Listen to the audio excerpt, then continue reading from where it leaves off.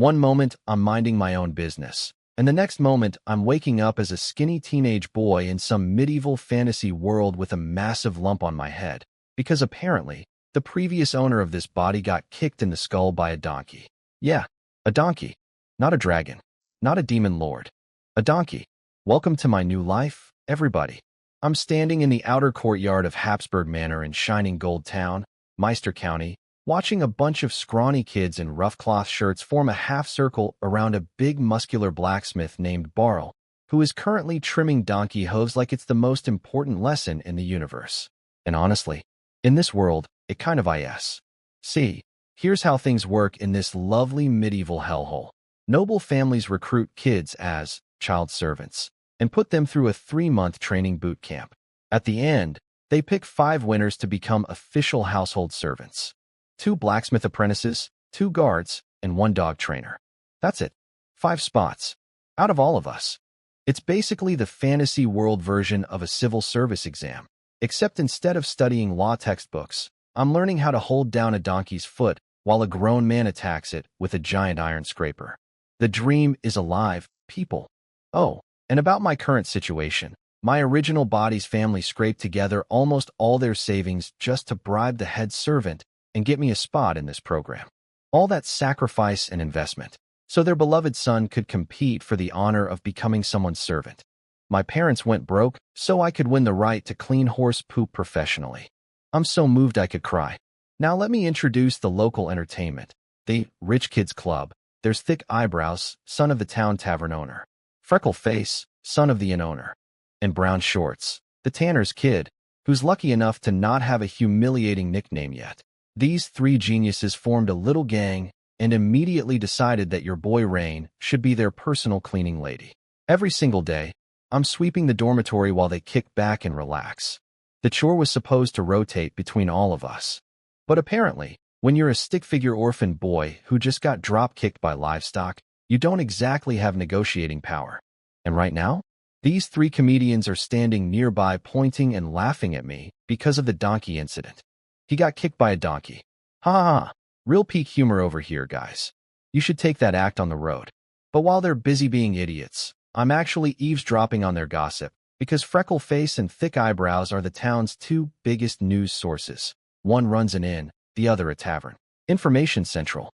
And what I'm hearing is concerning. Apparently, a nearby town called Alborough got attacked by wandering ogres last night. Multiple casualties. And before that, some town called Monaheim had a cult sacrifice incident. People died there too. Ogres? Cults? Sacrificial rituals? Hold on. Is this a supernatural world? My brain starts racing. The previous me always thought the stories from traveling bards and mercenaries were just fairy tales. See monsters, haunted houses, deadly plagues, creatures lurking in the darkness. But based on how scared these rich kids sound, all of that might be real. I'm simultaneously excited and terrified. Mostly terrified. Before I can process any of this, Blacksmith Barl yells my name. Next group. Rain and George. Great. My turn to wrestle the donkey. I grab the hoof alongside a blonde kid named George, and we hold on for dear life while Barl starts scraping away. Everything's going fine until he hits an infected spot in the center of the hoof. There's actual pus leaking out, and this donkey goes absolutely nuclear. The beast starts thrashing and screaming like I just insulted its entire family lineage. George and I are hanging on like 2 wet towels strapped to a washing machine on spin cycle. My arms are shaking, sweat is pouring down my face, my hair is plastered to my forehead, and my stamina bar is dropping to 0. 2 minutes. I lasted 2 minutes before my body basically shut down. When Barl finally finishes the last hoof, George and I collapse onto the ground like deflated balloons. The Rich Kids Club immediately erupts into laughter again, because of course they do.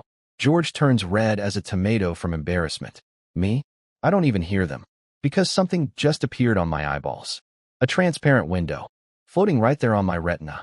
It automatically flipped to page 2, and written on it in small text with a bunch of little icons. You assisted in hoof trimming work. Related comprehension improved. You have learned a new skill, hoof trimming. Your hoof trimming skill has improved. Experience 1. Congratulations. You have triggered a job panel, blacksmith apprentice. I got a system. I got kicked in the head by a donkey. And I got a system. The donkey wasn't trying to kill me. It was trying to activate my cheat code. That donkey is my benefactor. I owe that donkey my life. I should build a statue of that donkey. Here stands the sacred donkey of destiny, who bestowed upon Rain Kalen the gift of infinite potential through the ancient technique of cranial hoof impact. And my very first skill in this brand new system? Not swordsmanship, not magic, not some legendary combat technique. Hoof trimming. My cheat ability started with hoof trimming, experience +1. I am going to conquer this world, one donkey foot at a time. All right, let me tell you about my glorious new career path, Blacksmith Apprentice Level 1. I pull up my shiny new job panel, and there it is at the top, Blacksmith Apprentice LV1, 0 out of 100, with a whole grid of skill icons underneath. Every single one of them is dark and blurry and completely unreadable, except for one lonely little icon glowing at the very bottom. My one and only skill, hoof trimming. The icon is actually pretty cute though, a little rounded square with a hoof facing up and a black iron scraper on the side. Very professional. Very niche. Underneath it reads, hoof trimming LV1, 1/100th. Now hold on. I have a very important question for this system. Why did trimming a donkey's hoof trigger a blacksmith job panel? Shouldn't it trigger a veterinarian panel? I was performing animal health care. Where's my medical license? Unless, in this world, hoof trimming and horseshoe nailing are just standard blacksmith apprentice duties? Or maybe the system assigned the job based on who was teaching me, not what I was doing. Barl is a blacksmith, so the system went, close enough, you're a blacksmith now? You know what, forget it. I'll take it. Blacksmiths in the medieval era are kings. They make weapons, armor, tools. Everyone needs a blacksmith. This is actually a solid foundation. My buddy George tugs on my sleeve. Rain, let's go. Stop spacing out. It's lunchtime, and it's someone else's turn now, but I'm looking at my experience bar. I got 1 point. 1. And I need 100 to level up this skill. And I need the job to level up too. At this rate, I'll max out my hoof trimming skill sometime around my retirement. Unless, Master Barl, I want to do another round. Every single kid in the courtyard turns to stare at me like I just volunteered to eat a live scorpion. George is behind me frantically tugging at my ragged shirt, whisper screaming, Rain, did the donkey kick your brain out? Why would you? Stop pulling, George. Pull any harder, and this shirt becomes a crop top. He looks down at the fabric that's already basically held together by prayers and dirt, and lets go. Barl actually looks surprised. He studies my face for a moment, sees I'm dead serious, and nods. Fine. Engels, you're bumped to next round. Engels, that's brown shorts, the tanner's kid, practically skips away with joy. He even pats my shoulder on the way out and says, good boy, like I'm the family dog. This guy's goal is to become a manor guard, not a blacksmith. To him, hoof trimming is peasant work beneath his dignity. He's thrilled some idiot just volunteered to do his shift. You're welcome, brown shorts. Enjoy your vacation. I grind donkey hooves all morning. My arms are shaking, my back is screaming, my entire body feels like it's been through a washing machine. But every time I want to quit, I look up at my panel and see those beautiful, beautiful words. Experience 1, experience 1, experience 1. It's like watching money deposit into my bank account. I can't stop. I'm addicted. By the time I physically cannot lift my arms anymore, my hoof trimming skill has jumped to LV1, 12/100ths. 12 points in one morning. Not bad considering I'm just the guy holding the hoof, while Barl does the actual cutting. But then reality hits me like that donkey hoof hit my skull. Habsburg Manor only has a few dozen donkeys. Tomorrow, maybe one more day of trimming, and we're done. After that, I won't get another chance to trim hooves for a month or more. And my blacksmith apprentice job experience? I checked the bar. LV1, 2/100ths. 2 points. 2. I worked all morning, and the job only gained 2 points? The skill went up 12 times, but the actual job barely moved. Is it because hoof trimming has almost nothing to do with real blacksmithing? That's like saying, congratulations, you mopped the floor at a hospital, here's 0.02 credits toward your medical degree. At this rate, I'll become a full blacksmith around the same time the sun explodes. And the exam is in 3 months. If I can't level up before then, I'm toast. I flip back to page 1 of my panel. Oh hey, it's a stats page. Name, Rain Kalen job, Blacksmith Apprentice LV1 Constitution, 5 Strength, 4 Agility, 6 Spirit, 8. Note: average adult male equals 6 in all stats. Strength 4? I'm below the average adult in literally everything except spirit.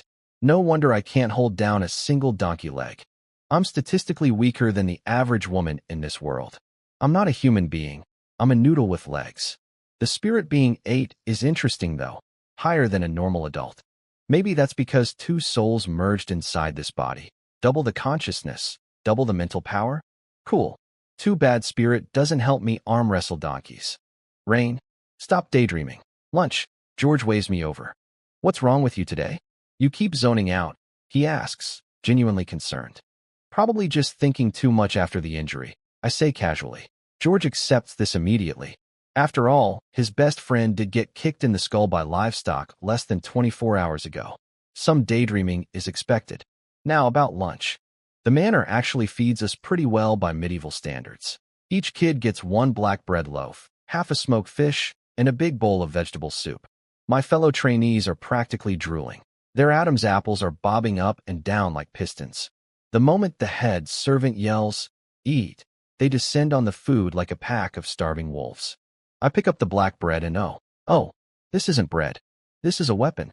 It's the size of a brick, has the texture of sandpaper, and the hardness of actual concrete.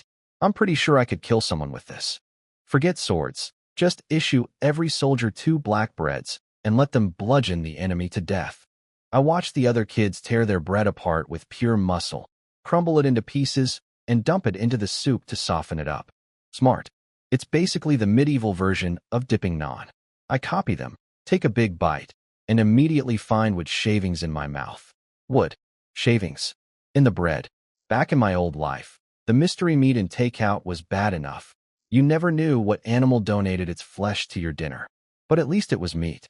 Here, I can't even get bread without bonus lumber mixed in. While I chew my construction material lunch, I notice George staring at something with a dreamy expression. I follow his gaze and spot a girl in a gray linen-made uniform bending over to clean a table, her figure drawing a rather appreciative curve.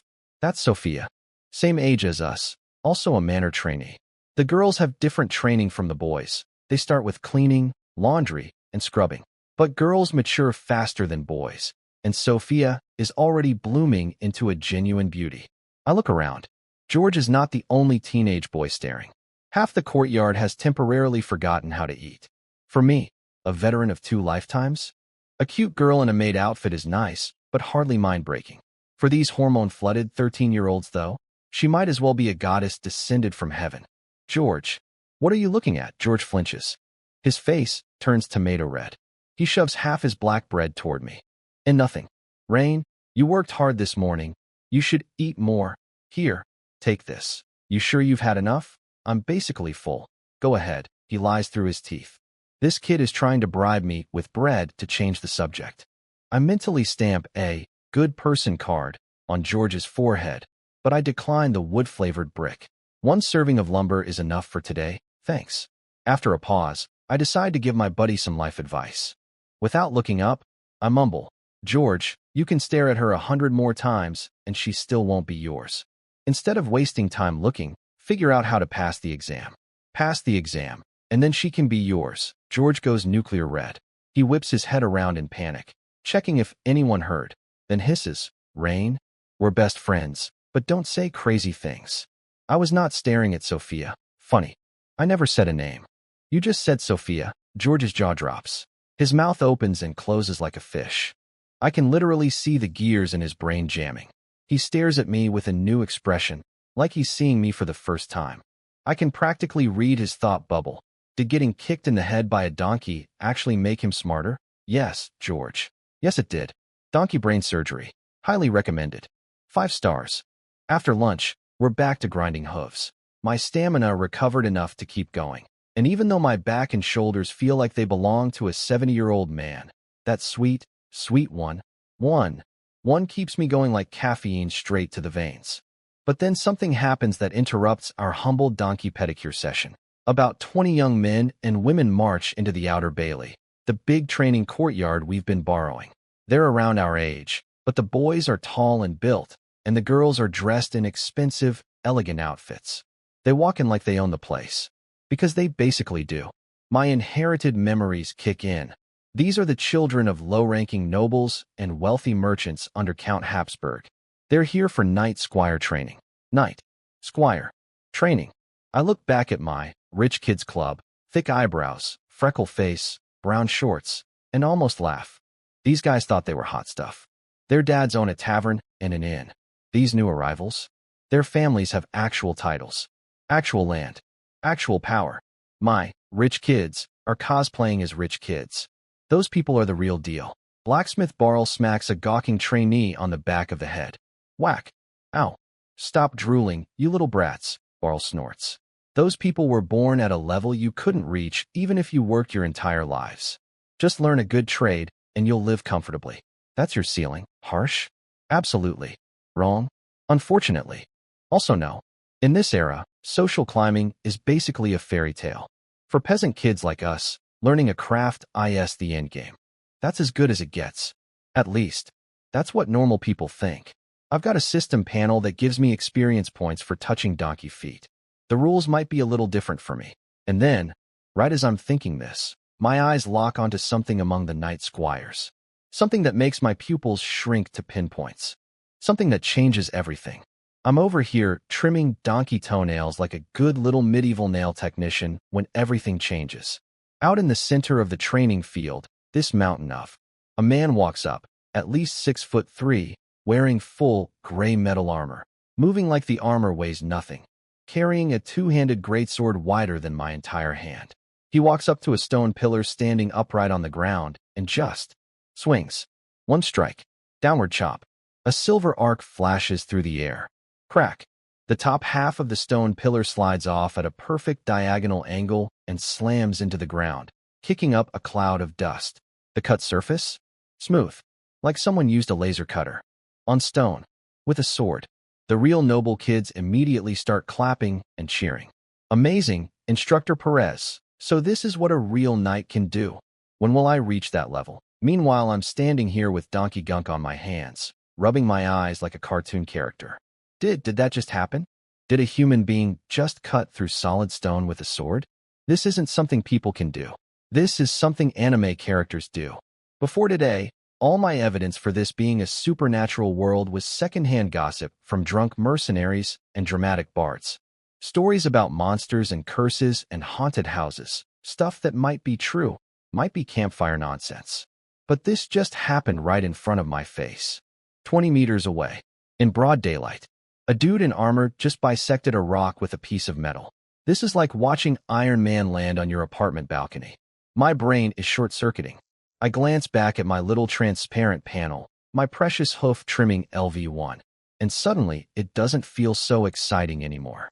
Even if I max out my blacksmith career, I'm still just a regular guy. A regular guy in a world where people can slice boulders in half. Cool. Cool, cool, cool. Not terrifying at all. But then it gets better.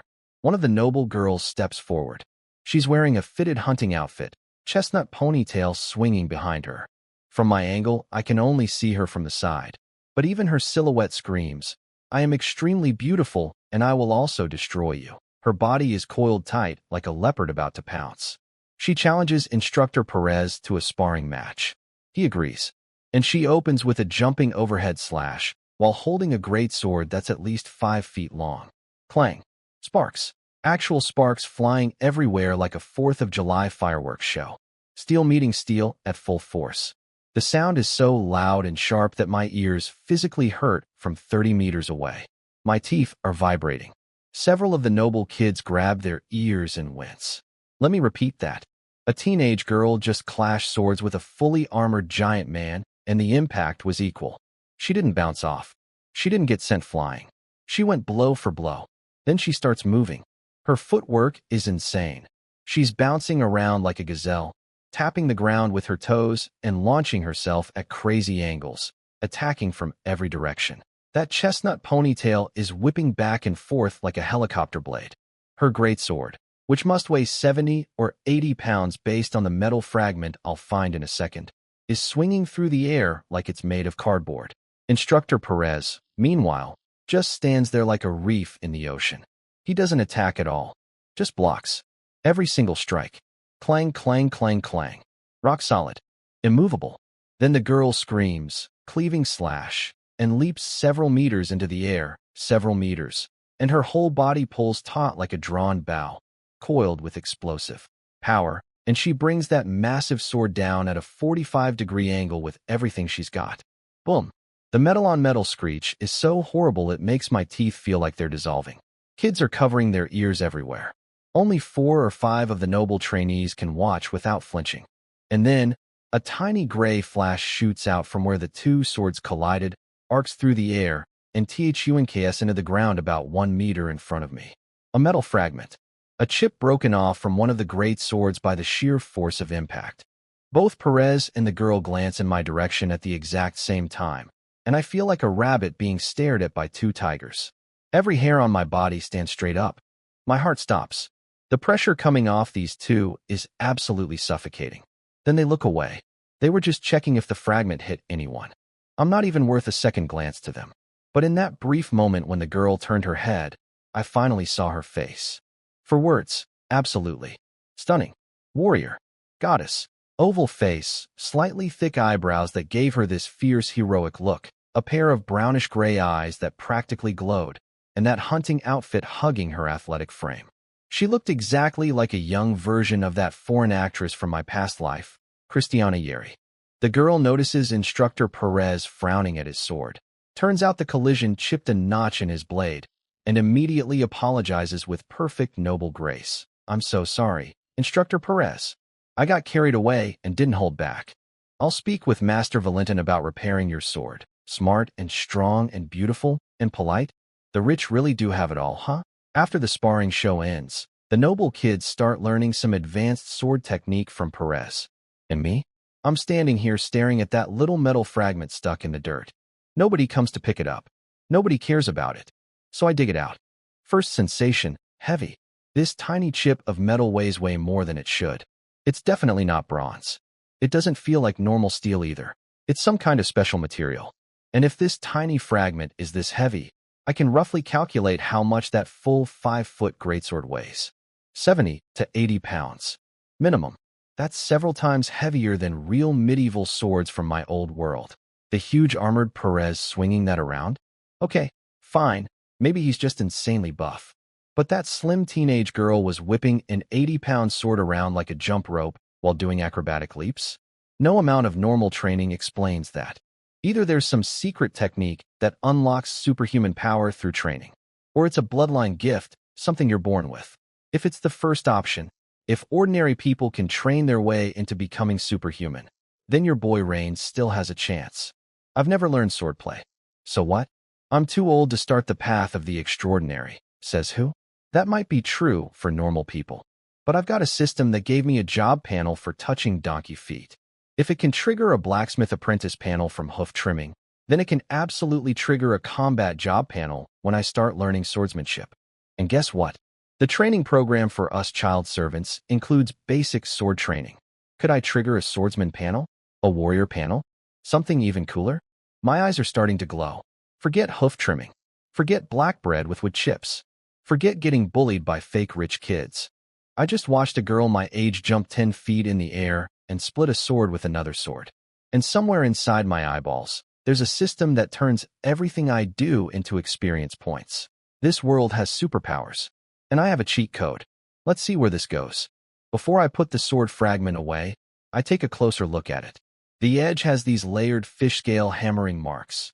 Tiny overlapping impressions showing this thing was forged by hand, strike by strike, by someone with serious skill. The craftsmanship is insane. Back in my old life, level 8 machinists hand-built atomic bomb casings, so I never underestimate manual labor. But this metalwork? This is next level. The forging arts in this world are way more advanced than I expected. Switch. Barl yells, snapping me back to reality. I wrap the little fragment in a scrap of cloth, stuff it in my shirt pocket like it's a winning lottery ticket, dust off my butt, and go right back to squeezing donkey feet. Experience 1. Experience 1. Experience 1. Music to my eyeballs. That evening, we drag ourselves back to the dormitory. It's a big open room with one long communal bed platform, about 15 boys per room. The best spots in the middle are obviously claimed by the fake rich kids. Me and the other bottom feeders sleep on the edges where you can roll off in the middle of the night and wake up on the floor. George isn't even in my dorm, so I don't have backup here. And right on cue, Thick Eyebrows struts up to me like he owns the place. Rain, get moving. Sweep the floor, wipe down every bed and cabinet. Chop chop. Today is his turn on the cleaning rotation. His. But guess who's doing it? I look at him and my blood is boiling. I just spent the entire day wrestling donkey legs, and this punk wants me to be his maid? What are you looking at? Get to work, or you want a beating? He raises his thick eyebrows into an angry V shape, stomps forward, and grabs my collar with one fist. I start reaching for his face, and then I remember. I look down at my arms. Chopsticks. I look at his frame. He's got half a head of height on me. If I throw down right now, I'm going to get absolutely folded like a lawn chair. What my brain is thinking, Fantasy World School bully, huh? You just wait. Give me 2 days and I'll make you regret every single second of this, you thick-eyebrowed piece of, what my mouth says. I was just looking for the rag. I'm on it. Thick Eyebrows squints suspiciously in the direction I'm pointing. The rag is over there. He grunts, shoves me, and walks away muttering insults. So I sweep. I'm up. I wipe down 15 beds. I haul water. I scrub cabinets. By the time I'm done, I can barely stand. And you know what the real insult is? I spent over an hour doing servant work and my system didn't give me a single notification. No, servant job panel triggered. No, cleaning skill unlocked. Nothing. Is there no servant class in this system? Or do I need to mop for 8 hours straight? What are the rules here? Everyone passes out quickly after a brutal day, but I'm lying there fuming, tossing and turning, thinking about how to change my situation fast. Should I use my modern knowledge? Write up a gunpowder recipe and present it to Count Habsburg? I think about it for 3 seconds and throw the idea out. According to my inherited memories, I can't even get close to anyone important. The manor butler alone is a titled knight. I'm a child servant. The chain of command between me and the Count has about 19 links, and any one of them could decide to steal my knowledge and bury me in a ditch. Literally. Wealth moves the hearts of men. And a peasant kid who mysteriously knows how to make explosives is just asking to disappear. No. Bad plan. The only reliable path in a supernatural world is personal power. Level up first. Everything else comes after. Speaking of power, that noble girl was really something, wasn't she? I heard people calling her Lady Clea or something like that. Is she the Count's daughter? Some other noble house. My mind drifts to the image of her in that tight hunting outfit. The way her athletic body moved through those sword forms, especially when she jumped and her back arched and that firm, round. I fall asleep. Next morning, dawn. We're dragged out of bed at an ungodly hour. Today is the last day of hoof trimming. After this, no more donkey hooves until next month. This is a crisis. I finally get a cheat system and the content is about to run out. It's like finding an unlimited buffet coupon and being told the restaurant closes tomorrow. Should I ask Barl to let me try trimming hooves myself? I look at my spaghetti arms and shake my head. With 0 experience and 0 strength, I'd probably butcher the hoof and get myself banned from touching animals forever. Bad idea. The noble kids don't show up to the training field today either. No more warrior goddess eye candy. Disappointing. By end of day, my hoof trimming skill sits at 32/100ths. Not bad, but now what? I'm about to hit a wall. I go to bed stressed. Next morning, Barl stands in front of us with his chest puffed out and announces, "Today, we learn how to nail horseshoes. But first, we need to trim the horse hooves." I don't hear the rest of the sentence. My brain has already exploded. Horse hooves? Horse hooves are still hooves. I frantically flip my transparent panel to page 2 and stare at the skill icon. Hoof trimming. Not donkey hoof trimming. Just hoof trimming. The icon shows a generic hoof. No species specified. Donkeys and horses are both in the same animal family. They're cousins. Their feet are basically the same thing. Donkeys and horses don't discriminate under the hoof trimming banner. But I need to verify this theory before I start celebrating. Barl leads us to the northeast corner of the outer bailey, near the stables. When the other trainees see the horses, everyone's face goes pale. These things are way bigger than the donkeys. Even the fake rich kids are groaning. If donkey legs were hard to hold down, horse legs are going to be a nightmare. Everyone is dreading this. Everyone except me. I am vibrating with excitement. I'm looking at these horses the way a miner looks at a mountain of gold or, come here, you beautiful four-legged experience farms. Daddy's home. Barl pulls out the first horse, a smaller draft horse, a nag, but still a full size bigger than the toughest donkey. First group, Rain and George. Get up here and hold the hooves. George and I rush forward. Barl pulls out a pre-made U-shaped horseshoe, lines it up against the trimmed hoof, and starts hammering it in. 7 holes in the horseshoe, 7 nails driven in. Every time the hammer strikes, the horse flinches harder and George and I have to grip with everything we've got. After we finish all 4 hooves on this first horse, I'm drenched in sweat, arms trembling, gasping for air, and then the notification hits. You assisted in horse hoof trimming work. Related comprehension improved. Your hoof trimming skill has improved. Experience 4. You focused on learning horseshoe nailing for 15 minutes. Blacksmith apprentice job experience 1. Plus 4. Plus 4. Donkey hooves gave me 1 per round. Horse hooves just gave me 4 in one go. And the job experience. Before, I had to grind for a full hour on donkey hooves to get 1 blacksmith apprentice experience. This time, 15 minutes for the same one. My blacksmith apprentice experience bar now reads 8/100ths. The reason is obvious. Nailing horseshoes is way more relevant to actual blacksmithing than just holding donkey feet. The system rewards relevance. The closer the activity is to the core of the profession, the more experience it gives. This changes everything. Hoof trimming and horseshoe nailing are both blacksmith apprentice work. If I keep grinding horseshoes, I can level up my job panel 4 times faster than with donkey hooves alone. The darkness at the end of the tunnel just turned into a spotlight. This is locked in, baby. We are so back. Right before lunch, while I'm gripping horse hooves like my life depends on it, a new notification pops up that makes my heart skip. You assisted in horseshoe nailing work. Related comprehension improved. You have learned a new skill, horseshoe nailing. Your horseshoe nailing skill has improved. Experience 1, a second skill. I flipped to page 2 so fast I almost give myself whiplash. And there it is, right above the hoof trimming icon. A brand new glowing square has lit up in the dark skill grid. A little U-shaped horseshoe icon with 7 tiny nail holes visible on it. Beautiful. Gorgeous. I want to frame it. Horseshoe nailing LV1, 1/100th. So that's how this works. You study something related to your job class long enough, and the system unlocks the corresponding skill. Then you grind it up through practice. It's like a tech tree in a strategy game. Except instead of researching nuclear fusion, I'm researching how to nail metal to horse feet. I'm so pumped by this discovery that I throw myself into horseshoe training with the intensity of a man possessed. The noble girl, Lady Clea, shows up again at the training field, and I don't even look at her. That's how you know I'm serious.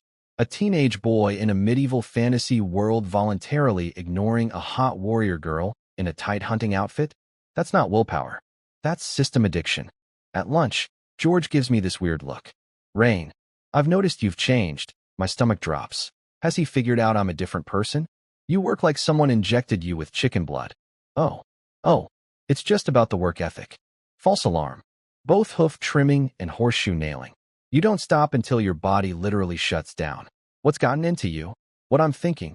George, if you had a magic experience panel on your eyeballs showing 1 every 5 minutes, you'd be even more obsessed than me. What? I say. Haha. I guess getting kicked by that donkey knocked some sense into me. I finally understand how important it is to learn a trade. George squints at me suspiciously. He knows something's different about his best friend, but can't put his finger on it.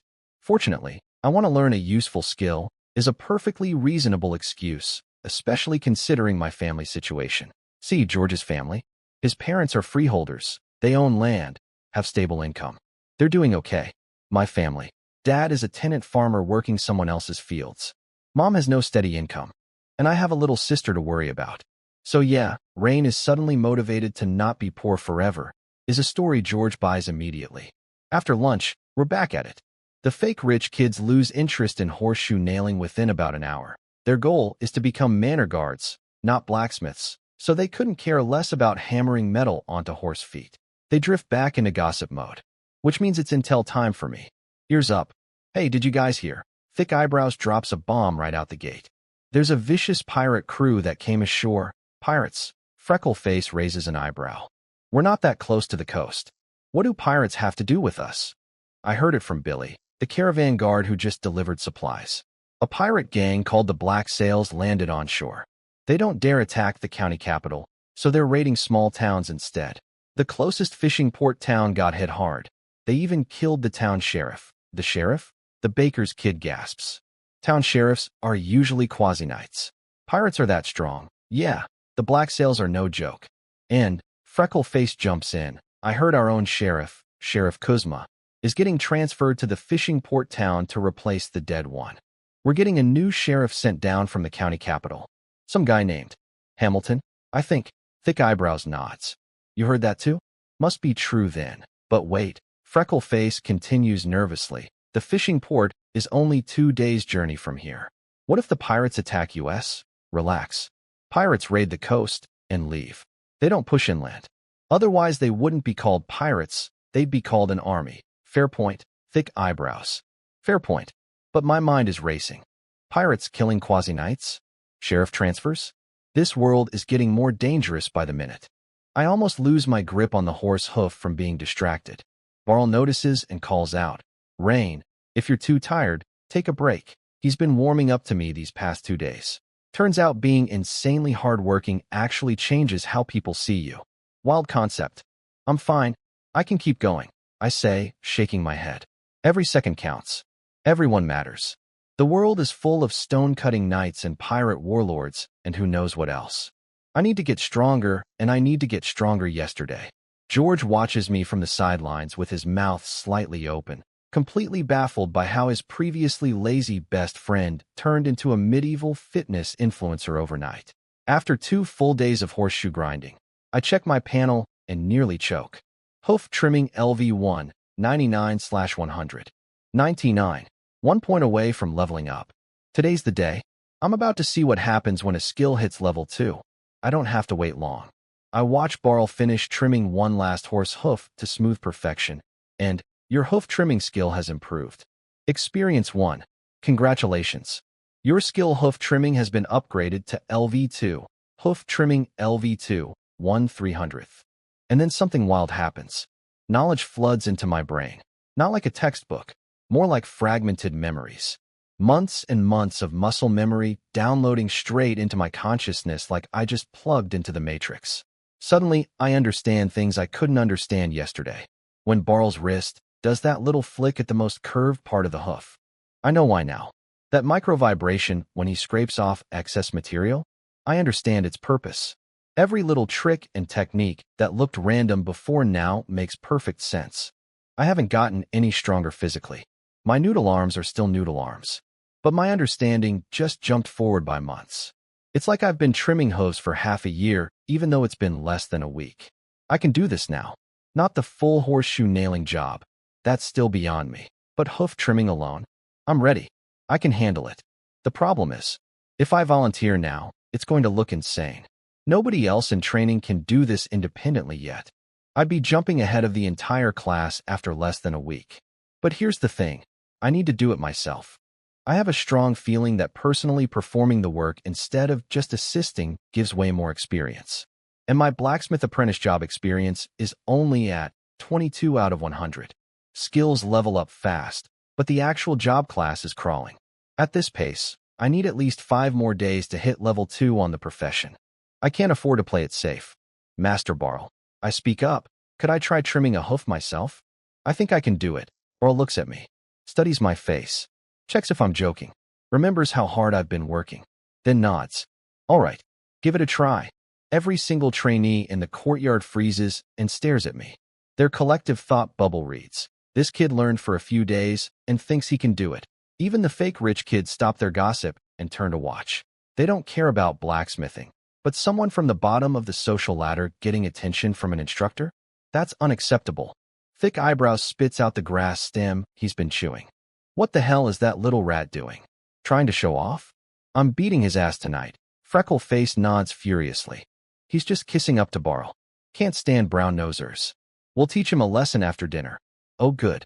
So now on top of everything else, I have a scheduled beating to look forward to this evening. Worth it. Let's trim some hooves. When Barl hands me the heavy iron scraper, I completely misjudge how much it weighs and stumble forward like a newborn giraffe learning to walk. The fake rich kids explode with laughter. Of course they do. To them, this is peak comedy. The skinny kid who got kicked by a donkey now can't even hold a tool without falling over. My face goes red. I didn't think the scraper was that heavy. I can lift it. I just wasn't ready. Barl shakes his head. He clearly thinks this was a mistake. George is tugging at my shirt again, looking embarrassed for me. But bless his heart, instead of saying anything, he just shuts up and throws his entire body weight into holding the horse hoof steady, so I can work. That's a real friend right there. Mentally awkward, physically supportive. The best kind of buddy. I grip the scraper, take a breath, and start. My right hand is a little stiff, a little clumsy. The movements aren't smooth yet. But thanks to that level 2 skill upgrade downloading months of experience into my brain, I know exactly what to do. I use the weight of the scraper itself to guide the cuts, following the natural curve of the hoof, trimming the rough edges clean. And Barl? His eyes go wide. I can practically see the thought forming in his head. This kid is actually doing it. He's weak as a wet noodle, but his technique is solid. He knows how to let the tool do the work. The fake rich kids go silent. Even they can see it. This isn't a clown show. I'm actually trimming this hoof properly. George is staring at me with his jaw on the floor. Rain, you learned this in a few days? That's incredible. Freckle face can't stand hearing George praise me. TCH. Big deal. It's just trimming hooves. It's not SWORDSMANSHIP. Yeah.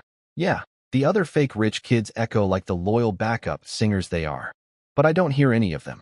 Because my eyes are glued to the system notifications. You performed horse hoof trimming. Related comprehension improved. Your hoof trimming skill has improved. Experience 5. You focused on horse hoof trimming. Blacksmith apprentice job experience 2. Plus 5? Plus 2. When I was just assisting, I got 4 skill and 1 job experience. Now that I'm doing it myself, it jumped to 5 and 2. At this rate, I might level up my blacksmith apprentice class today. After finishing all 4 hooves, I'm dripping sweat, but my eyes are shining like diamonds. Not bad, Rain. You can independently trim hooves now, Barl says with an approving nod. Those words are gold. An official stamp of approval from the master himself. Then Barl wheels on the rest of the trainees. And the rest of you? If you want to become blacksmith apprentices, then learn seriously. The fake rich kids don't dare talk back to Barl, but the looks they shoot me could melt steel. Before, they didn't care about my hard work. It was just a peasant doing peasant things. But now I got public recognition from the instructor. I showed them up. Oh, that's unforgivable in bully logic. At lunch, the social temperature drops to absolute 0. Nobody talks to me except George. Even the other common-born kids are giving me the cold shoulder. Jealousy? Peer pressure from the fake rich kids? Both? Doesn't matter. I'm not going to slow down my leveling speed because some teenagers have hurt feelings. They can't stand seeing you succeed, George says quietly, trying to comfort me. I know, George. I'm fine. Been through this before. School bullying. Workplace politics. Different world, same garbage. When you start rising above the crowd tries to drag you back down. Rule of life. All afternoon, Barl and I work as a team. I trim the hooves, he nails the shoes. His workload is cut in half, and the way he looks at me gets friendlier by the hour. I'm basically his teaching assistant now. And then, near sunset, the moment I've been waiting for. Congratulations. Your blacksmith apprentice job level has increased. I lunge for my panel. Blacksmith apprentice LV2, 0.300. Hoof trimming LV2, 255 300ths. Horseshoe nailing LV1, 45 100ths. Remaining attribute points. 1 remaining skill points. 1 attribute points. Skill points. I get stat points for leveling up. This isn't just a passive experience tracker. This is a full RPG system with manual stat allocation. Now, where do I put my precious attribute point? I flip to page 1. Constitution, 5 strength, 4 agility, 6 spirit, 8 strength, 4. The lowest stat. The reason I can't hold donkey legs, can't lift iron scrapers without stumbling, can't fight back against bullies. The reason I'm basically a walking breadstick. No hesitation. I dump that point straight into strength. Strength, 4-5 the instant I confirm it, a wave of warmth erupts from my chest and floods through my entire body. It flows into my arms, my legs, my shoulders, my back, everywhere. All the exhaustion from a full day of horse hoof grinding just evaporates. Gone. Vanished. I feel like I just woke up from the best 12-hour sleep of my life and drank 4 cups of coffee. Not only does adding a stat point make you stronger, it fully restores your stamina. That's not just useful. That's broken. I could grind hooves all day, dump a point into strength at sunset, and immediately be ready for another full day. As for the skill point, I almost put it into horseshoe nailing, but I stopped myself. Hold on. Think about this. If the job only gives 1 skill point per level, and the experience requirement just jumped from 100 to 300, these points are going to get extremely rare as I level up.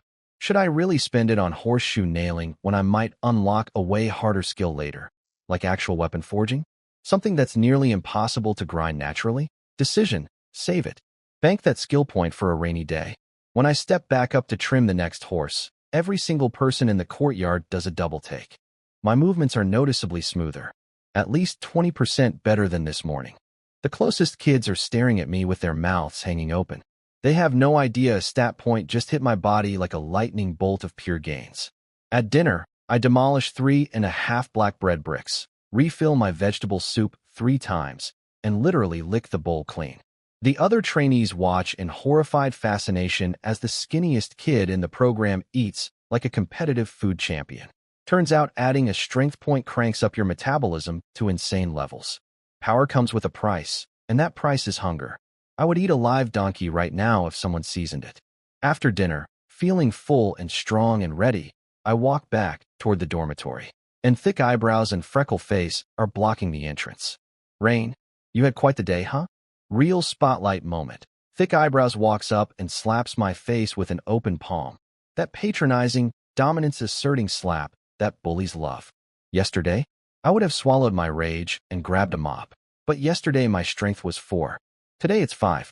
And I am done being a punching bag. My eyes go from calm to murderous in half a second. Smack. I put everything into a full-power, open-handed slap across thick eyebrows' face. His entire head snaps sideways, his ears ring like church bells, and he staggers 3 steps back, almost falling on his butt. The whole room freezes. Freckleface's mouth drops open. The other fake rich kids turn into statues. Nobody can process what just happened. The skinny kid just slapped the gang leader hard enough to rearrange his brain cells. But I'm not done. Before thick eyebrows can recover, I close the distance and drive my knee straight into his stomach, right below the diaphragm, dead center on his full belly of black bread and soup. Wham! Thick eyebrows doubles over and projectile vomits his entire dinner onto the floor. Chunks of black bread, vegetable soup, half-digested fish, the whole disgusting menu comes spraying out like a broken fire hydrant. The smell hits the room like a chemical weapon. Everyone recoils. Get him. Beat him up. He actually fought back. Freckleface screams, and 3 or 4 fake rich kids charge at me from all sides. But I don't care. I don't care. I tuck my chin, hunch my shoulders, and keep swinging at the vomiting thick eyebrows with everything I've got. Fist after fist after fist. Every punch carrying days of frustration, forced cleaning, stolen sleep, patronizing slaps, and that smug, good boy, shoulder pat. The other kids are hitting me from behind, from the sides, and I feel every blow. It hurts, but I refuse to stop. I refuse to switch targets. The number 1 bully is going down tonight, and nobody is pulling me off until I'm done. This isn't just a fight. This is a statement.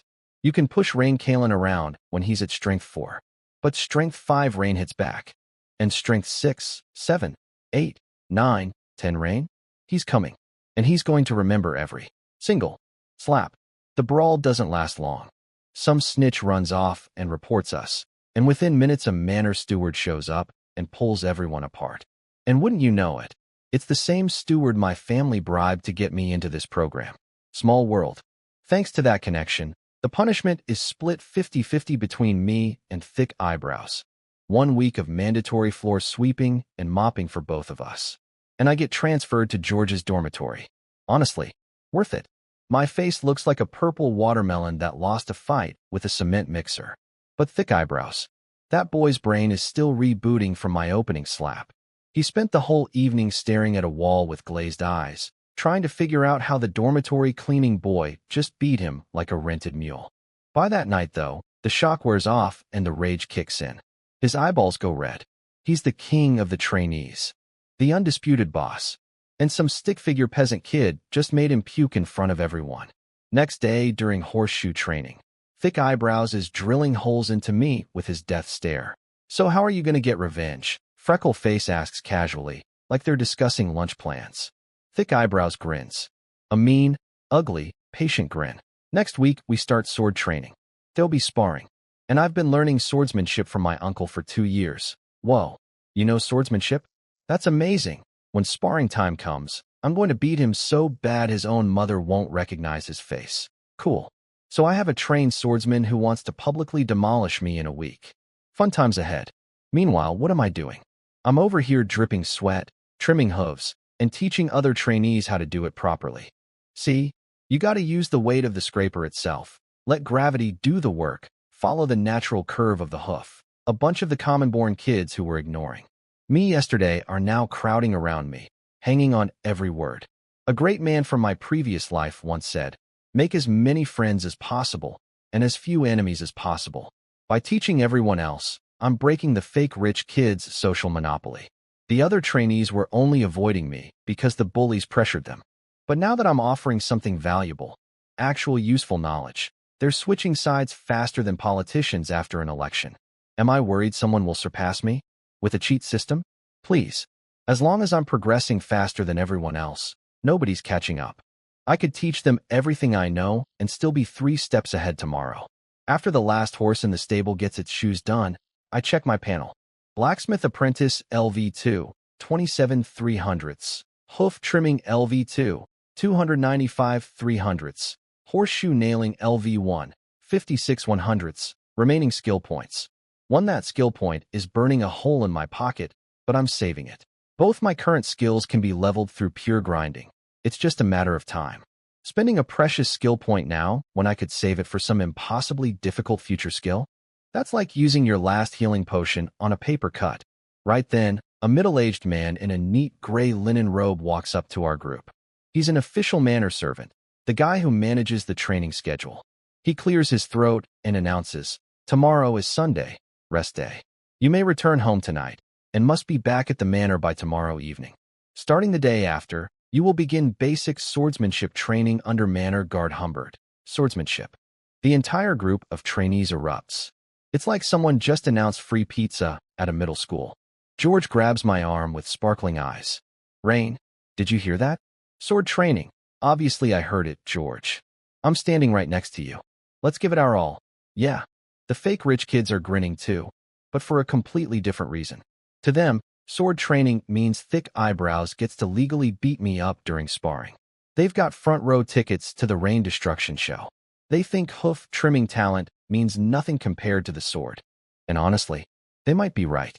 But they don't know about my panel. If sword training triggers a combat job class, swordsman, warrior, guardian, anything, then the rules change completely. Before I can daydream about swordsmanship, though, reality hits me. I'm going home tonight to meet this body's parents and his 7-year-old little sister. The thought makes me think about my own parents from my previous life. Are they okay? Do they even know I'm gone? Are they grieving?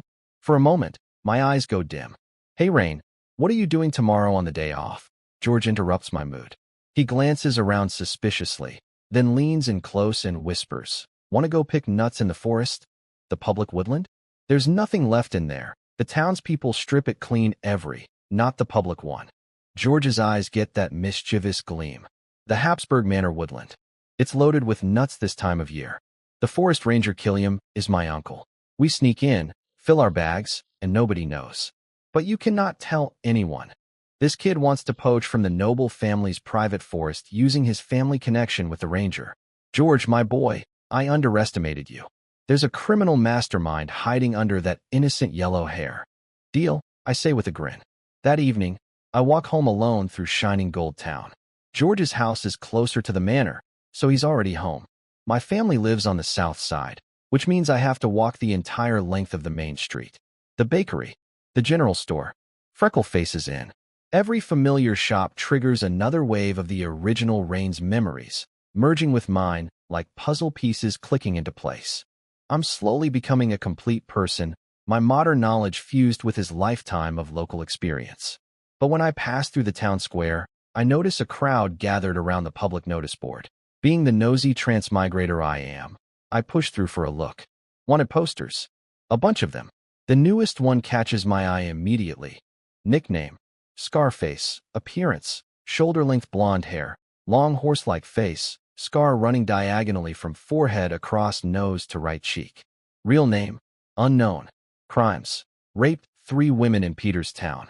Multiple highway robberies. Suspected connection to recent child disappearance cases. Bounty: 5 imperial gold coins. Note: present corpse or severed head to any town sheriff or above to claim reward. 5 imperial gold coins. My eyes light up like slot machines hitting jackpot. With that kind of money, I could buy equipment, I could help my family, I shake my head and sigh. What am I thinking? I'm a 13-year-old with strength 5, and my only combat skill is trimming toenails on large animals. I'm not hunting down a wanted criminal who kills quasi-knights for fun. File that under future goals and move on. I continue walking down the main street. The blacksmith shop. Wait. The blacksmith shop? I stop dead in my tracks. A blacksmith shop. Right here in town. I can work there on my days off and grind blacksmith apprentice experience outside of the manor. But then the original Rain's memories crash the party. The owner, Boris, is a notorious cheapskate. Unless you're already an experienced helper, you have to pay an apprenticeship fee, 5 or 10 silver coins, just to learn anything. My family can barely afford bread. We are not paying tuition to Mr. Scrooge. Gonna need a different plan for that one. Little Rain. Hello. A friendly neighborhood lady named Aunt Seema waves at me as I pass by. You've only been a trainee for a week, and you already look sturdier. More filled out. I think she's just being polite. But then I actually look down at my arms and wait. What? My noodle arms have actual muscle now. There's a visible bump where my bicep used to be a flat line of sadness. I yank up my shirt and check my stomach. Are those ABS? Not fully defined, but the outline of an 8-pack is definitely forming under there. The old Rain didn't have abs. The old Rain didn't have the shadow of abs. His stomach was as flat and featureless as a cutting board. 1 point of strength. 1 point. And my body is already physically transforming. That stat point didn't just make me hit harder. It's literally rebuilding my physique from the inside out. I arrive at my family's house, a 2-story building with a thatched straw roof, mud walls, and wooden everything else. There's a little vegetable garden out front with some onions and greens growing. A woman is bent over pulling something from the soil. She straightens up and sees me. Rain? Is that you, Rain? The memories hit me like a tidal wave. Warm scenes, gentle hands, lullabies, scraped knees being bandaged. A mother's smile during hard times. Mother, it's me. I'm home. Mom. Emma pulls me into a hug and immediately notices I've gotten bigger. Look at you. The manor must be feeding you well. And something inside me just breaks open. I don't know if it's the original Rain's emotions bleeding through this body, or if it's just a basic human response to being held by a mother. But I feel it. Deep down, this woman is my mother now, not just the old Rain's. Mine. Big brother. Is that big brother? A tiny girl with long hair comes sprinting from the backyard, clutching a handful of chopped scallions like a miniature chef. This is Mint, my 7-year-old little sister. The instant I see her, the image overlaps with something from my previous life. Another small face, another little girl who called me brother. Mint. I scoop her up and spin her around. She giggles like a wind chime in a hurricane. A little later, Dad comes home. He's a big, solid man with a square jaw and way too many wrinkles on his forehead for someone his age, the kind of wrinkles you get from worrying about bills every single night. He's a tenant farmer, working someone else's land for someone else's profit. He sees me, and his tired face breaks into a real smile. His calloused hands that have never known a day of rest, pat my shoulder. Rain, you've gotten stronger. Maybe even taller. Father, you've worked hard. I grab him in a bear hug. Dad looks slightly bewildered by his previously shy, quiet son suddenly being this emotional, but he hugs me back. When did his boy become so dramatic? Dinner is a feast by peasant standards. salted pork, a big plate of mashed potatoes, some black rye bread, and a bottle of milk. This is clearly the welcome home special. Dad would never eat this well on a normal day. I inhale my portion in approximately 45 seconds, and I'm only half full. Ever since I added that strength point, my body has been running on overdrive.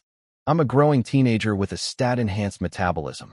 There's a saying from my past life: a teenage boy will eat his father into bankruptcy. I have a constant voice in my head whispering meat, meat, meat, meat, meat on an endless loop. I swallow my drool and force my eyes away from the remaining food. Mom notices immediately. Rain, you're still hungry, aren't you? Here, take my salted pork. I'm full. Big brother. I'm still little. I don't need much. Here's my mashed potatoes. Little Mint pushes her entire bowl toward me with both tiny hands. Rain, I also have. Dad starts. I stare at my family. This family that has nothing, offering me everything. My throat tightens. Before tonight, my motivation was about being a transmigrator who wanted to change his situation. About the excitement of a supernatural world. About the thrill of leveling up. But right now, watching a 7-year-old girl give away her food so her brother won't be hungry? A mother pretending she's full when she clearly isn't? A father ready to hand over the bread he needs for tomorrow's backbreaking labor? A new reason gets written onto my motivation list. In bold. In permanent INK. I accept Mom's pork and minced potatoes.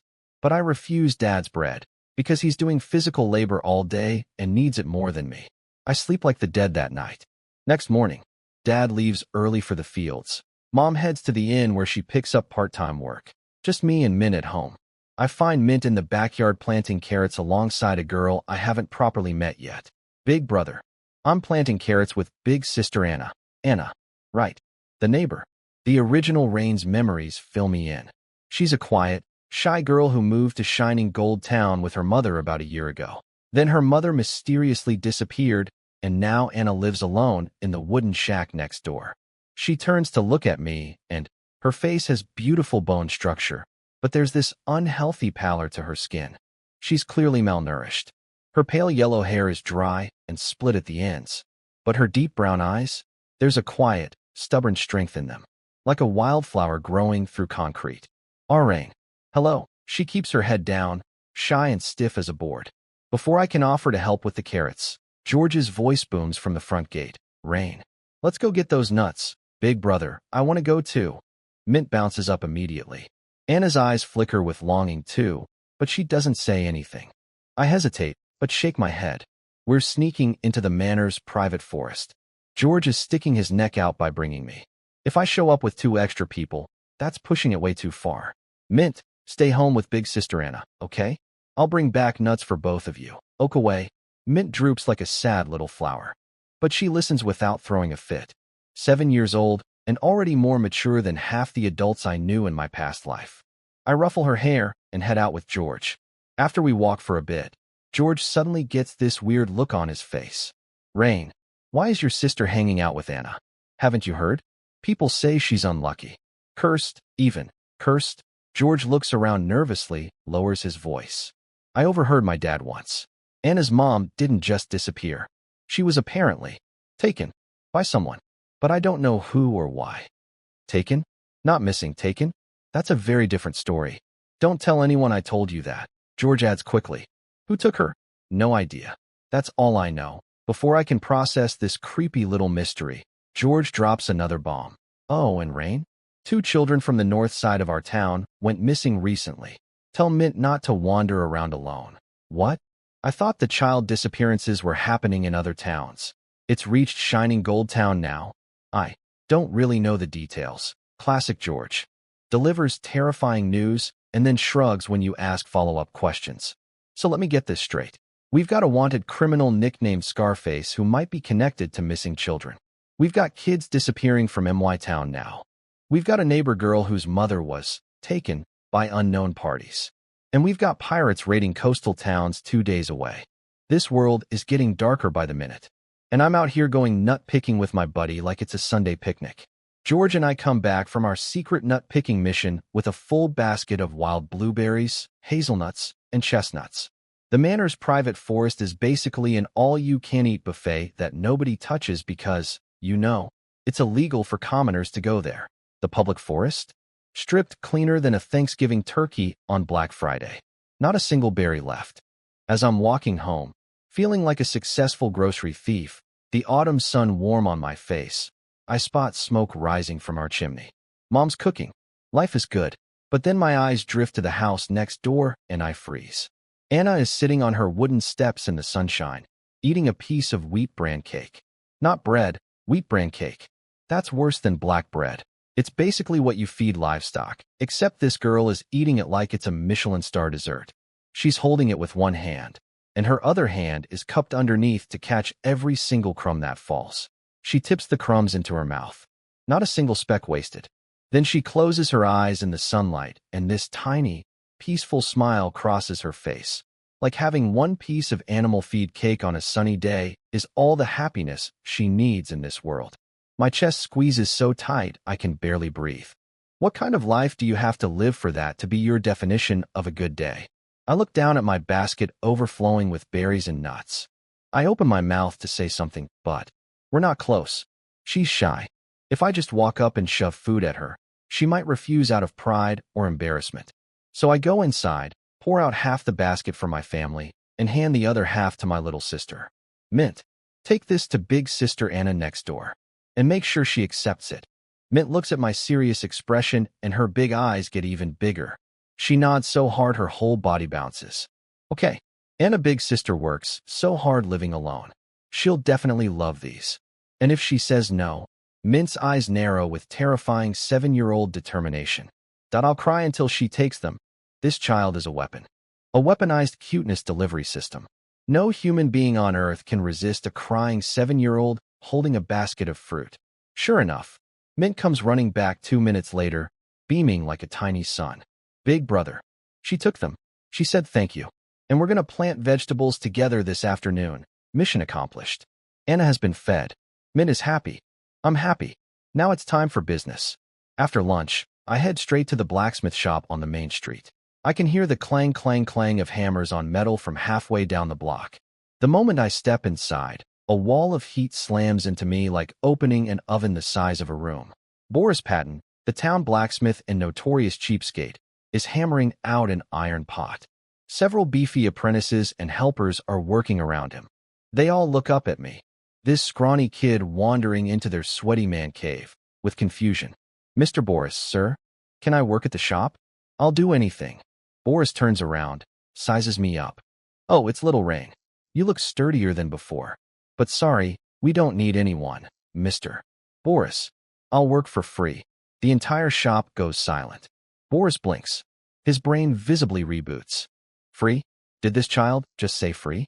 In what universe does a teenager volunteer for manual labor at no charge? His eyes lock onto me with the intensity of a man who just found a $100 bill on the sidewalk. I can see the gears turning. How do I use this free labor without teaching him anything valuable? One of the apprentices speaks up. Master, just let him pull the bellows for me. Boris thinks about it. The bellows, just pumping air into the forge. Zero skill involved. Pure grunt work. Nothing to learn, nothing to steal. Just pulling a handle back and forth for hours. Fine. Rain, don't touch anything else. You're on bellows duty. Drillus, show him how. Bellows duty. Perfect.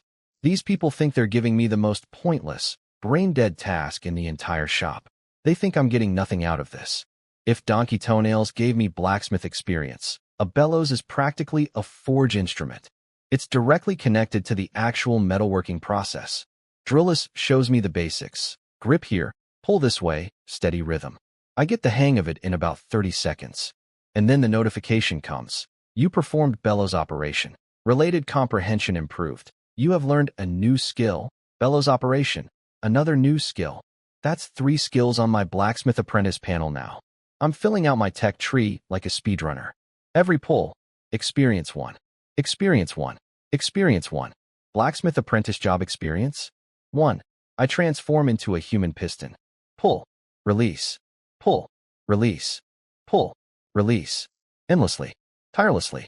With the enthusiasm of a golden retriever who just discovered that fetch gives experience points. The other apprentices are staring at me. Their eyes say it all. Why is this kid pulling bellows like his life depends on it? Does he know he's not getting paid? Why is he working harder than us? Is he okay? No, gentlemen. I am not okay. I am addicted to invisible floating numbers that only I can see. This is what peak performance looks like, and I will not be stopping. I pull that bellows from afternoon until dark. Almost no breaks. Just pure, relentless, bellows pulling madness. Boris is so impressed he turns around and screams at his actual apprentices. You see this kid? He's working for free and he's outperforming all of you. You should be ashamed. Learn from him.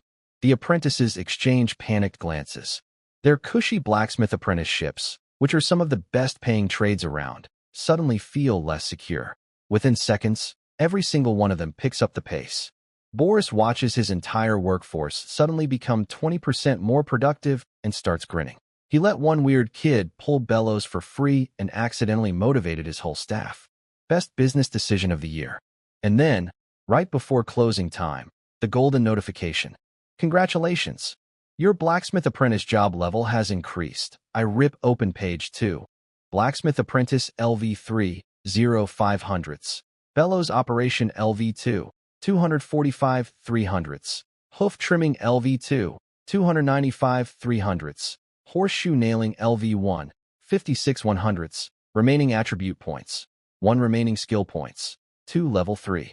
In one afternoon of pulling bellows. And look at that bellows operation skill. Already almost at level 2 cap.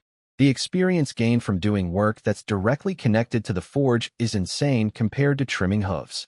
And the real treasure, 1 more attribute point and 1 more skill point added to my bank. Boris thinks he got free labor. His apprentices think I'm a lunatic. But I just earned stat points that money literally cannot buy. Who's the real winner here, Mr. Cheapskate? Hint. It's the kid with the invisible RPG panel on his eyeballs. I drag myself back to the manor that evening like a zombie who forgot how to zombie. 1 bowl of whatever dinner was. Didn't even taste it. And I pass out in the dormitory like someone hit my off switch. Next morning, we're all lined up in the courtyard, and this beast of a man comes walking toward us. Golden hair sticking straight up like porcupine quills, sharp eyes, chiseled jaw, a hand and a half, sword hanging from his hip, and every step he takes feels like the ground should be thanking him for the honor. I am Humbert, your sword instructor. You will be learning the basic swordsmanship that every militia member must master. Sword. Instructor. The words are like music to my ears. Has anyone here studied swordsmanship before? Thick eyebrows practically launches his hand into the air. Sir. I have, sir. What kind? How long? He wants to say something cool like, oh, just a few months, I'm naturally gifted. But under Humbert's piercing stare, the truth just falls out of his mouth like a confession under interrogation. Basic swordsmanship. About 2 years, on and off. Humbert's gaze is basically a lie detector. This man's eyes could make a stone statue confess its sins. Anyone else? No. You. Come up and demonstrate.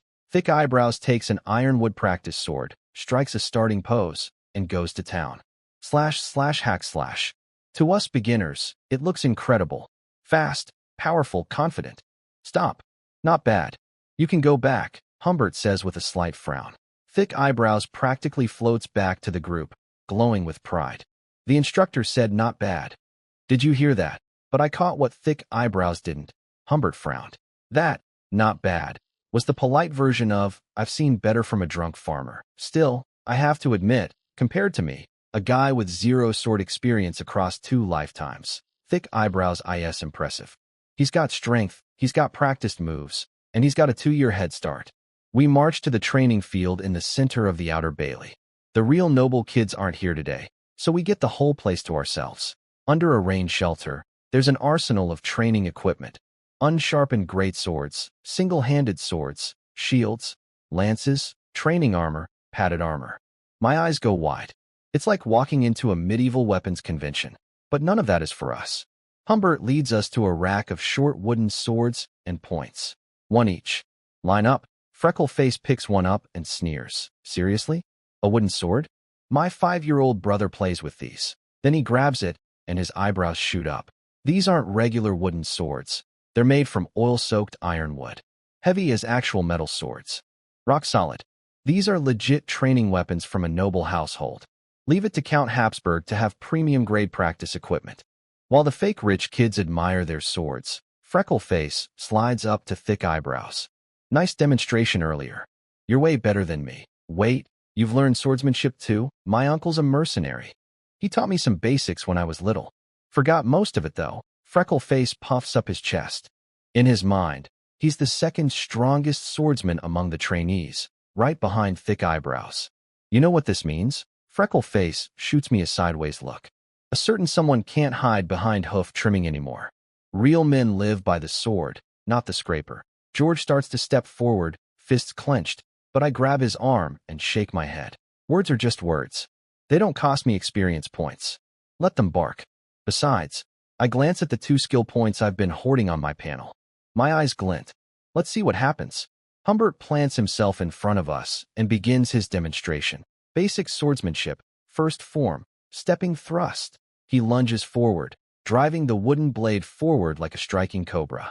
Second form, stepping downward slash, a powerful overhead chop that makes the air whistle. Third form, stepping upward sweep, a rising cut from low to high, smooth as flowing water. 3 forms. That's it.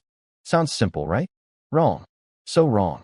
We all grab our swords and try to copy him, and it's an absolute disaster. The 3 moves look easy, but getting your feet, hips, and arms to coordinate together? It's like trying to pat your head, rub your stomach, and recite the alphabet backwards while swinging a heavy sword. My body has the coordination of a shopping cart with a broken wheel. Under the blazing sun, 40-something sweaty teenage boys are screaming battle cries and flailing ironwood swords around like they're fighting invisible bees. Do you want to survive when danger comes? Humbert roars, walking between us and correcting stances. Yes, we all scream back, blood pumping, hearts pounding. None of us have ever been PUA'd by a drill sergeant before, and honestly, it works. I feel like I could run through a wall. Good. Then practice. Again and again. Until it becomes instinct. He starts breaking down the mechanics. The stepping thrust channels power from your legs through your waist and into your sword arm.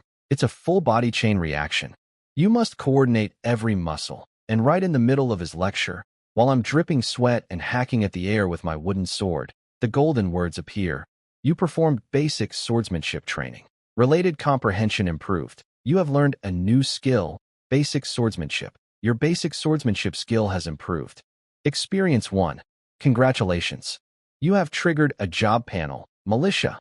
A new combat job panel. I've got a second profession now. I'm not just a blacksmith trainee anymore. I'm a fighter. But, militia? Militia? Not swordsman, not warrior, not guardian, not blade saint, or sword god, or literally anything cool. Militia. The fantasy equivalent of guy who shows up with a pitchfork when the village alarm bell rings. Just from the name, I can tell this job class has a low ceiling. Militia means untrained civilian defense force. It's the bottom of the combat food chain. It's one step above, scared farmer with a stick. But then I think about it more carefully and the disappointment melts away. I've never held a sword in either of my lives. I'm starting from absolute zero. Of course I didn't trigger some elite combat class.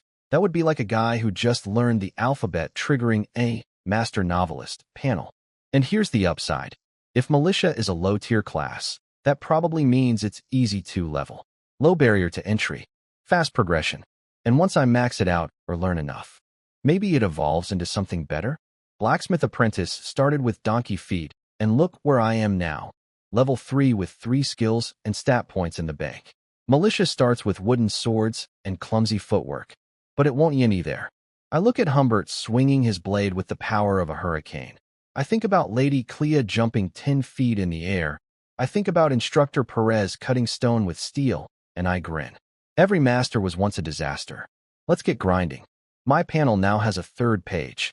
Militia job class with a grid of dark icons and only one lit up, basic swordsmanship.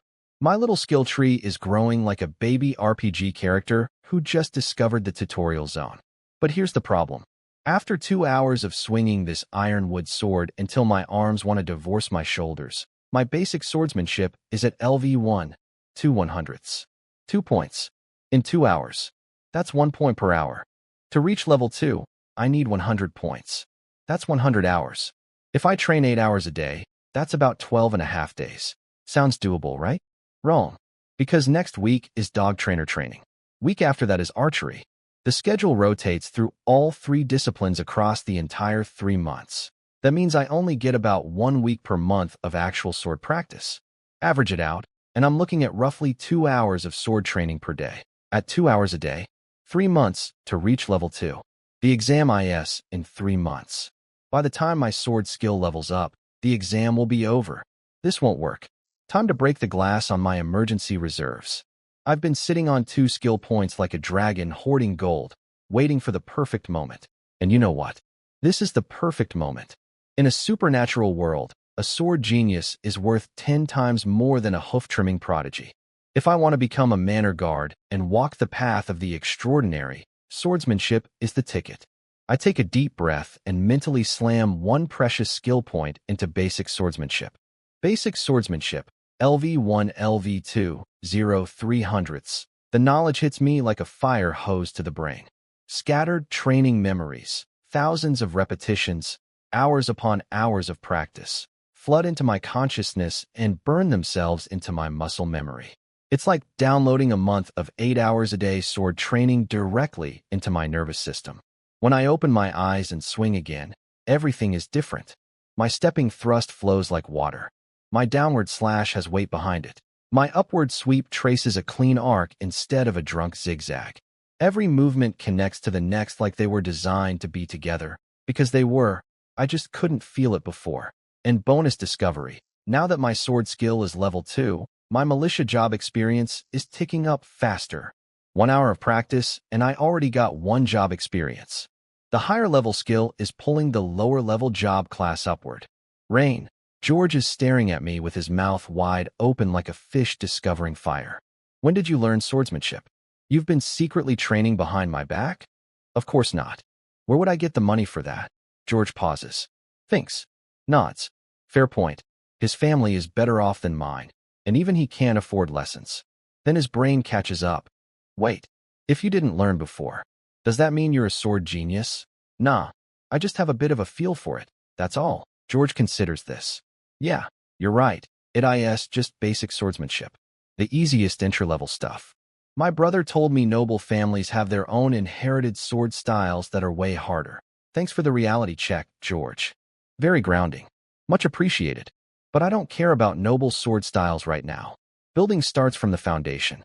So I shut up and go right back to grinding. 1. George watches me with a mixture of awe and confusion. His lazy, do-nothing best friend has transformed into a training machine. He tries to match my energy, swinging his own sword with renewed determination, and gives up after 20 minutes because it's hot, boring, exhausting, and his arms feel like wet spaghetti. Sorry, buddy. You don't have invisible dopamine-dispensing numbers on your eyeballs. The struggle is real. The fake rich kids, of course, have noticed. Thick eyebrows, look. Something's wrong with Rain. He was stumbling around like a baby deer an hour ago, and now he's swinging like he's been doing this for months. Thick eyebrows watches me for a few repetitions. His expression shifts from annoyance to disbelief to something that looks like he just swallowed a live frog. That's impossible. He's definitely practiced before. His level is almost as high as mine. But how? His family are tenant farmers. They can barely afford bread. Yeah. And look at George. He's Rain's best friend with more money, and he swings like he's fighting a swarm of bees. If Rain secretly learned swordsmanship, wouldn't George have learned too? That last observation from Freckleface is actually pretty sharp. The logic is airtight. If poor Rain can afford sword lessons, then richer George definitely could. But George clearly can't swing a sword to save his life. Which means, the fake rich kids go quiet. A terrifying thought is forming in their collective brain. Is Rain Kalen a natural talent? No, absolutely not. They'd rather believe the sun is made of cheese. They can accept that geniuses exist in this world. They just cannot accept that a farmer's son could be one. Meanwhile, Instructor Humbert is watching me from across the field with sharp, calculating eyes. He's taught trainees for years. He saw me fumbling like a complete beginner at the start. Now I'm moving like someone with a month of solid training. Either I'm a liar who hid my experience, or I'm the fastest learner he's ever seen. But he's been fooled before. He tells himself to wait and watch. Some kids secretly pre-study and pretend to be prodigies. They start strong, but then plateau because they've already used up their head start. If I'm faking it, the truth will come out over the next few days when my improvement stalls. Joke's on you, Humbert. My improvement is never stalling. I have a system, though honestly, I'm already holding back. I deliberately slow down my swings and reduce my accuracy so I don't look too insane. If I went full speed, I'd look even more suspicious. Gotta manage the perception curve here. Can't go from zero to hero in one afternoon. That's how you get burned at the stake for witchcraft. Then the noble kids arrive for their own training session, and leading the pack with her chestnut ponytail bouncing is her. Lady Clea, Count Habsburg's youngest daughter. The girl who jumps 30 feet in the air and chops swords in half for fun. Every eye in the courtyard gravitates toward her like she has her own gravitational field. She glances over at us peasant trainees and gives an approving nod. Good, the training program is running well. Knight Lloyd is doing his job. Then her eyes scan the group more carefully and she picks out 3 standouts. Freckle face, decent form, trying hard. Acceptable. Thick eyebrows, best technique among the trainees, but clearly pre-trained and already plateauing. His movements are rigid, locked into patterns with no room for growth. She dismisses him instantly, and then her gaze lands on the skinny black-haired boy at the far end of the line, drenched in sweat, swinging a wooden sword like his life depends on it. That's me. My form isn't great by her standards. My power transfer has gaps, but she notices something that makes her eyes light up. Every few repetitions, my movements get visibly better. Not slightly better, noticeably better. In real time, right before her eyes. That kind of learning speed. Shadia, she calls her head mate over. Who is that? The black-haired boy on the far right. That's Rain, a farmer's son. Both parents are tenant workers for the estate, and the freckled one, Leonard, son of the Beechwood inn owner. Clea nods and says nothing more, but I can feel her attention lingering on me like a spotlight. A noble boy nearby, some guy named Dennis, catches her watching us and scoffs. Lady Clea, they're just low-born commoners. Hardly worth your noble attention. Clea's eyes go cold. Dennis, these are Habsburg subjects. Not the low-born scum you seem to think they are. Boom. Shut down. She even mentions that in the Eagle Federation across the ocean, commoners are already running for parliament. But the old empire's nobles still think superiority is something you inherit at birth like eye color. Dennis's face twitches with barely contained anger, but he doesn't dare talk back to the count's daughter. He swallows his pride like a bitter pill. Behind Dennis, another noble boy in silk clothes watches the whole exchange with an amused little smirk, like he's filing this away for future entertainment. Meanwhile, I keep swinging my sword, completely unaware that the most powerful young woman in the county just marked me as interesting. 1. The grind never stops. 5 days of grinding later, Instructor Humbert has basically confirmed in his mind that I'm a sword prodigy. 1 in 100 talent, he's thinking. Not world-shaking, but enough to make him see dollar signs, or whatever the medieval equivalent is. Guard material. Maybe even guard captain material. Then he drops the bomb. Today, we begin sparring. My pulse spikes. To improve quickly at swordsmanship, you need a training partner at a similar level. That way both fighters push each other to grow. Makes sense. Sounds great. Who's my partner? Rain? Richard. Step forward and demonstrate. Richard. That's Thick Eyebrow's real name. Of course it is. The universe has paired me with the one guy in this entire program who wants to put me in a hospital. We step out in front of everyone, take our stances, and point our ironwood swords at each other. The tension is so thick you could spread it on black bread. I can see it in Thick Eyebrow's eyes. This isn't sparring to him. This is revenge. He's been planning this for days, ever since I slapped his dinner out of his stomach. The last few days of quiet, that wasn't him letting it go. That was him waiting for this exact moment. And I can tell from the way his muscles are coiling that he's not planning to just win. He's planning to, accidentally, injure me badly enough that I can't hold a sword for months. Begin. We both thrust simultaneously. His sword arrives a fraction faster. He's got longer arms. He's taller by almost a full head, and his 2 years of practice give him smoother execution. I deflect his thrust with the strong part of my blade. Thwack. The ironwood swords crash together with a dull, heavy sound. I'm pushed back 3 steps. He moves back 1. Thick Eyebrows grins. That smug, punchable, thick-eyebrowed grin. And honestly, He's right to be confident. His reach advantage is brutal. His technique is more polished. If I had to guess, his sword skill converted to system levels would be around level 3, a full tier above my level 2. In a straight fight with these stats, I lose. He comes at me again, and again, and again. I'm barely surviving, blocking, dodging, retreating. Every clash sends shockwaves up my arms. These ironwood swords don't cut, but a solid hit can leave you in agony for weeks. And then I notice it. His strikes aren't aimed at safe sparring targets. He's going for my joints, my shoulder, my eyes. This psychopath is trying to cripple me and make it look like an accident. I grit my teeth. So that's why you've been so calm this week. You were saving it all for today. He wants to take out my shoulder so I can't train for months? Destroy my eye and call it in? Oops. Nah. Time to open the vault. I have one skill point left. My last one. I was saving it for a rainy day. Guess what? It's pouring. I mentally slammed that skill point into basic swordsmanship. Basic swordsmanship. LV2 LV3 0500s. A tsunami of combat memories crashes into my brain. Months and months of training experience downloading in an instant. My muscles twitch as new movement patterns burn themselves into every fiber. And for that one brief second during the download, my body freezes.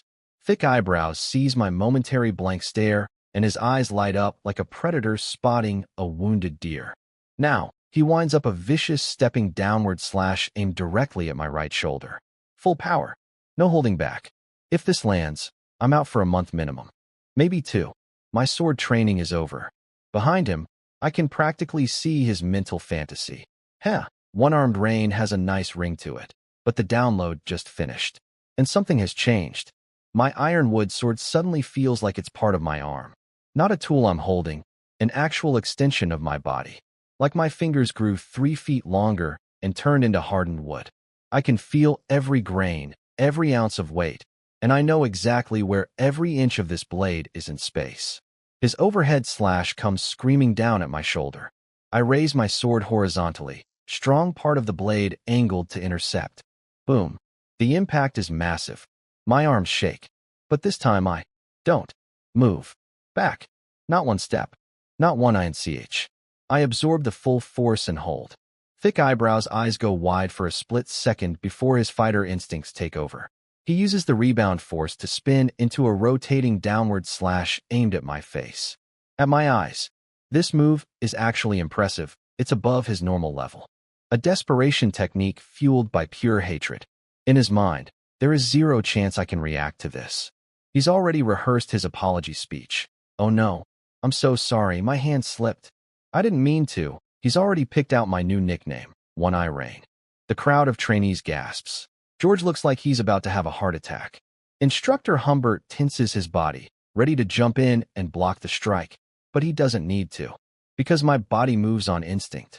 Pure level 3 muscle memory taking over. My waist twists, my core engages, I lean back like I'm doing a limbo contest, and my sword comes up in front of my face as a perfect horizontal guard. Clack. Blocked. And before Thick Eyebrows can recover from his follow-through, I snap upright using my abs as a spring and whip my sword forward in a lightning-fast counter. Crack. The blade smashes directly onto his sword-hand wrist. His ironwood sword flies out of his grip, clatters across the ground, and rolls to a stop in the dirt. Disarmed. Done. Silence. Total, absolute, deafening silence across the entire training field. Every single trainee is frozen mid-breath with their jaws on the floor. George looks like he just witnessed a miracle. The fake rich kids look like they just witnessed a funeral, their own. Instructor Humbert's eyes are blazing with excitement. That last sequence, the instinctive lean-back guard into the immediate wrist counter, that wasn't textbook technique. That was pure combat intuition. The kind of reflexive sword sense that can't be taught, only born. I underestimated this boy, Humbert thinks. That instinct. That's not 1 in 100 talent. That might be something more. And from across the field, sitting tall on her horse with her chestnut ponytail glinting in the sunlight, Lady Clea's beautiful eyes flash with keen interest. The black-haired boy. Rain was it. Farmer's son. Clean background. Perhaps. Worth investing in. She's willing to give talented commoners a chance. But whether I can seize that chance, that depends on what I do next. Rain wins, Humbert announces with open approval in his voice. I turn and walk back to the line, and behind me, Thick Eyebrows is staring at my back with pure venom. His brain is already spinning up Plan C. He knows people. His family runs a tavern. All kinds of shady characters drink there. There's one guy in particular, Drunk Jack, a former mercenary, still dangerous. Maybe, for the right price. Yeah, Thick Eyebrows is done trying to beat me in fair competition. He's going outside the system now. But I don't know about any of that yet. Because right now, I'm staring at my panel with a ridiculous grin on my face. Basic swordsmanship experience, 17 militia job experience, 9 points of job experience from one short sparring match. That's almost 2 full days of regular training crammed into 5 minutes of combat. Humbert was right. Fighting a similarly skilled opponent is the ultimate experience farm. It's not even close to regular practice. Sparring is the express elevator while solo training is the staircase. I look back at Thick Eyebrows, who's picking up his sword with murder in his eyes. And you know what? Suddenly he doesn't look so ugly to me. He looks like a beautiful, wonderful, renewable source of combat experience points. Please hate me more, Richard. Please challenge me again. Every time you swing at my face, my skill bar goes brrrr. You're not my enemy. You're my favorite grinding mob. After my victory over Thick Eyebrows, I immediately realize a problem. He was my best grinding partner, and now? There's zero chance he'll agree to spar with me again. You don't willingly climb back into the ring with the guy who just publicly disarmed you. I scan the crowd for alternatives. Freckleface? He's decent, but not quite at my level. George? I love the guy, but I beat him in literally one move. Sparring with George is like a professional boxer training against a pillow. Humbert calls out, "Pair up." Practice partners. Thick Eyebrows immediately grabs Freckleface, avoiding me like I'm a contagious disease. So I'm stuck with George. George tries his best. He really does. But every exchange lasts about half a second before his sword goes flying or he's stumbling backwards. My experience gain drops to basically nothing. It's like trying to grind max-level content by fighting slimes. Humbert has been watching this whole time, and I can practically see the gears turning in his head. He walks over with a slight smile. "Rain, come here. Spar with me." Every trainee in the field freezes. The instructor wants to spar with me? That's like the principal personally tutoring a freshman. VIP treatment. The premium package. The gold tier subscription. The fake rich kids look like they swallowed a family of frogs. Thick Eyebrows' face turns so red, I'm worried his eyebrows might catch fire. If it weren't for that Rain kid, Humbert would be paying attention to me. I should be the one getting private lessons. He's seething internally. Sorry, buddy. The spotlight has officially moved. I check my panel real quick. Basic swordsmanship LV3, 2500s, still miles from the next level. But my militia class? LV1, 69 100ths. If I can spar with a high-level opponent. Yes, Instructor Humbert. Don't be nervous. Just attack me. I bow slightly, take my stance, and launch myself at him with a full power stepping thrust. What follows is the most incredible 30 seconds of combat I've ever experienced. Humbert is operating on a completely different level from Thick Eyebrows. But here's the genius part. He's not trying to crush me. He's perfectly calibrating his strength to match my absolute maximum. Every strike he throws is just hard enough to push me to my limit without breaking me. Every opening he creates is just wide enough for me to exploit if I react fast enough. He's not fighting me. He's teaching me through combat, feeding me attacks like a master chef presenting a tasting menu of violence. We trade over 10 blows in rapid succession. Thwack, thwack, thwack. The rhythm of ironwood on ironwood echoing across the field. Excellent. Rest up, Rain. Humbert nods with genuine satisfaction. Every trainee in the courtyard knows what they just saw. That was the medieval equivalent of a teacher pulling the smart kid aside for advanced tutoring. Only the top student gets this treatment. The jealousy in the air is so thick I could bottle it and sell it. But I'm too busy gasping for air to care about anyone's feelings. That half-minute consumed more energy than an hour of solo practice. My lungs are burning, my arms are trembling, and there's so much sweat on my forehead, it looks like someone dumped a bucket on me. Then I check my notifications and nearly scream. Basic swordsmanship experience. 21 militia job experience. 12 job experience from 30 seconds. That's nearly 3 days of regular training compressed into half a minute. Sparring with someone way above my level while they feed me controlled attacks is the ultimate experience hack. Humbert strolls over. Rain, your basic swordsmanship is already at the level of an ordinary militia soldier. But don't get arrogant. Keep training hard. Thank you, instructor. I absolutely will. He nods and glances at the sunset. It's Saturday, rest day tomorrow. All right, everyone. That's it for today? Dismissed. The trainees collapse with relief. Some of them just drop to the ground right where they're standing. Everyone is exhausted. Humbert starts walking away, and then he feels a pair of burning eyes on his back. He turns around. I'm standing there, staring at him with the intensity of a hungry wolf watching a steak walk away. Rain? Something wrong? Instructor Humbert. Could we spar one more time? My militia class is at 81/100ths. I can practically taste level 2. This man is walking away with 12 experience points per session strapped to his body, and I'm supposed to just let him leave? Humbert doesn't know about my system. He thinks I'm just a passionate teenager with an unquenchable competitive fire. He smiles warmly. This kid reminds him of himself at that age. Sure, but don't you want to rest first? I'm fine. I am not fine. My body is running on fumes. My arms feel like overcooked noodles. But that's what stat points are for. I take my last remaining attribute point, the one I earned at the blacksmith shop, and dump it straight into strength. Strength. 5/6. The warm wave explodes from my chest and floods through every muscle. All fatigue. Gone. Evaporated. Deleted from existence. I feel like I just slept for 12 hours and chugged an energy drink. I'm now at strength 6, equal to an average adult man in this world. Not a scrawny teenager anymore. A full-grown adult equivalent. Name.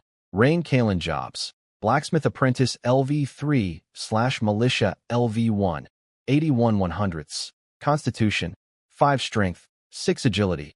6 Spirit. 8 We spar again. And again. And again.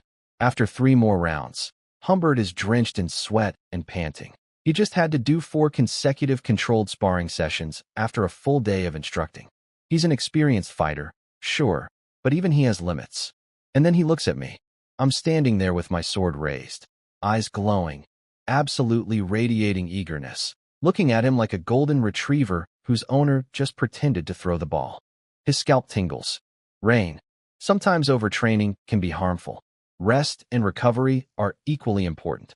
I'm not tired, instructor. My panel reads Militia LV1, 99 out of 100.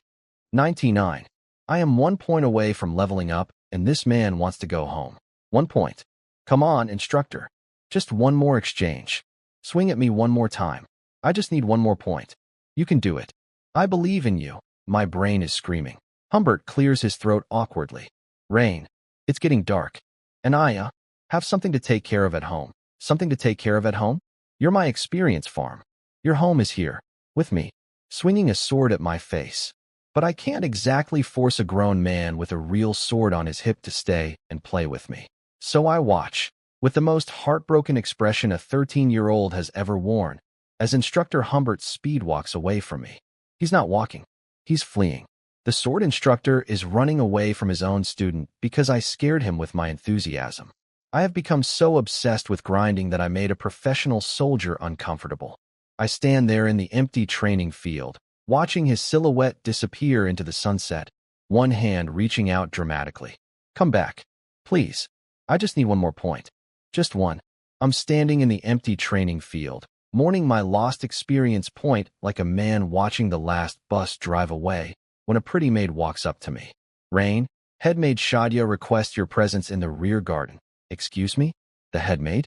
That's like the 3rd highest ranking person in the entire Habsburg Manor, right below the butler and the treasurer. Why does SHE want to see a sweaty teenage boy who smells like horse hooves and desperation? I tell George to head home without me and let my parents know I'll be late for dinner. George nods, but his face is screaming. Since when do you know the headmaid? Since never, George. But I have a sneaking suspicion about who's actually behind this invitation. The maid leads me through the castle's rear gate, a place I've never been, and into the most beautiful garden I've ever seen. Flowers everywhere, stone paths winding between hedges, the kind of scenery that makes you realize just how poor you are. And there, standing among the flower beds, is headmaid Shadia. About 40 years old, wearing a black maid uniform, face set in a permanent expression of, I do not tolerate nonsense. But she's not the main event. Because standing in the center of the garden, swinging a massive two-handed greatsword through flowing practice forms, is her. Lady Clea, Count Habsburg's youngest daughter. The girl who fights like a hurricane in a hunting outfit. My suspicion was right. The Count's daughter wants to test me personally. I thought the best I could hope for was catching Instructor Humbert's attention. Maybe getting noticed by Knight Lloyd, the manor butler, if I was really lucky. But the Count's daughter? That's like a high school athlete getting scouted by the national team captain. Clea stops mid-swing and turns to me with casual confidence. Rain, there are swords over there. Pick one and attack me. Just like that. No small talk. No, how are you? Just grab a weapon and come at me. This girl runs meetings efficiently. I walk over to the weapon rack and oh, these aren't wooden training swords. These are real steel. Sharpened. Gleaming. Short swords. Knight's long swords, hand-and-a-half swords, great swords, a full buffet of ways to get killed. This is the first time in either of my lives that I've held a genuinely lethal weapon while someone told me to use it on them. My hands are shaking. My heart is tap-dancing against my ribs. But I pick up a knight's long sword about the same length as my training sword, walk to the center of the garden, and plant my feet. Ready? Clea smiles and switches from her greatsword to a hand-and-a-half sword to match my reach. I nod. Swish. Her first strike comes down like a lightning bolt. I throw up a horizontal block on pure instinct. Clang. Real steel sounds completely different from ironwood. It rings. It sings. And the vibration travels up my arms into my teeth. But that's just her opener. Immediately, she chains into 3 consecutive strikes. Swish, swish, swish. So fast they blur together into a silver waterfall of death. I stumble backwards desperately, blocking, deflecting, retreating, and I can't even think about counterattacking. She's moving at a completely different speed than anything I've experienced. 3 seconds later, the tip of her sword is resting gently against my throat. 3 seconds. And here's the humiliating part. She was holding back. I know this because I've seen her swing a 70-pound greatsword like a paper fan. She deliberately reduced her physical abilities to match mine. She was playing on easy mode, and I still lasted only 3 seconds. But those 3 seconds were expensive seconds. Basic swordsmanship experience. 15 militia job experience. For congratulations. Your militia job level has increased. Remaining attribute points. 1 remaining skill points. 1 level up. Militia level 2. That one last point I needed. The one Humbert ran away before giving me. Lady Clea just handed it to me in 3 seconds. She solved my problem without even knowing it existed. But then she opens her mouth, and my celebration screeches to a halt. Your basic swordsmanship is decent for a trainee. You have some talent, though not top tier. Okay, I can live with that. Unfortunately, your physical abilities are quite lacking. The chances of you reaching formal knight level are not high. She tilts her head with a hint of disappointment. It seems I expected too much. Finding knight potential talent among commoners is really quite difficult. The way she looks at me right now, that mixture of mild interest and gentle dismissal, hits something deep inside me. I finally understand why people say women are the ultimate motivating force behind men's ambition. She's writing me off, right in front of my face. Wait, Lady Clea, please, one more chance. Let me try again. Oh? Can you still go? A beautiful woman just asked me if I can still go. There is only one acceptable answer to that question in any universe. Yes. The answer is always yes. I immediately dump my freshly earned attribute point into agility. Agility. 6-7. The warm flood of energy rushes through my body like a power-up in a video game. All exhaustion gone. Full stamina restored. And now my agility is above average adult male. In a world where speed kills, I just gave myself the biggest edge possible against someone who beat me purely through velocity. Clea was about to refuse, but she catches the look in my eyes. Raw, stubborn, absolute refusal to accept defeat, and nods. Fine, but this is your last chance. I bow, and then I move. My stepping thrust launches me forward at least 20% faster than before. Clea's eyes widen, just a fraction, just for a heartbeat. But I see it, and it fills me with fire. Clang. This time, I'm not just surviving. I'm fighting. The stamina recovery from the stat point, the agility boost, the fact that I've now gotten used to holding a real steel sword instead of iron wood, it all compounds together. My combat power just jumped an entire tier. Ding ding clang clang. We're actually exchanging blows. Fast, sharp, ringing exchanges that make Shadya, the stone-faced headmaid, go from her usual expression of, "I've seen everything," to genuine surprise. Clea's fighting me and thinking, wait, what? He was barely functional 10 seconds ago. How is he this much better suddenly? Stop. She flicks her sword against mine, knocking me back, and calls the match. Very good, Rain. You may go, and now I'm confused. Is that a pass or a fail? Very good, sounds positive, but you may go, sounds like a dismissal? I still have a skill point saved up. If she wanted one more round, I was ready to, but she's done. So I bow, say goodbye, and walk away. Behind me, Lady Clea is staring at my retreating back with calculating eyes. She was ready to give up on me after that pathetic 3-second first round. But then I somehow came back dramatically stronger in the space of 30 seconds. My speed, my reactions, my confidence, everything jumped. And from my expression, she could tell I was still holding something back. Interesting. Her head made Shadya speaks up. My lady, why are you interested in this Rain boy? Dennis and Marcus are both level 3 knight squires already. They're far ahead of someone his age who just started training. Clea shakes her head. Dennis is Baron Norman's son. He's been practicing his family's night breathing technique since childhood, and he's still only at this level? That's mediocre talent at best. And Marcus? The Merchant Guild president's son has been pumping himself full of enhancement potions since he was little. His progress looks fast, but his potential is already burned out. His chances of becoming a true knight are very low. Shadya blinks. She's never heard her mistress analyze the noble trainees this bluntly. So, you're saying Rain has high potential. Clea looks in the direction I disappeared. A farmer's son. 0 resources. 0 training. 0 potions. 0 breathing techniques. Started from absolutely nothing. And in a matter of days, reached a level that nobles needed years and expensive supplements to achieve. Raw, unenhanced, pure natural talent. The question isn't whether I have potential. The question is how much. Back in the garden, after I leave, Lady Clea is apparently having a philosophical moment with her headmaid. I don't know this at the time, but here's what she tells Shadya.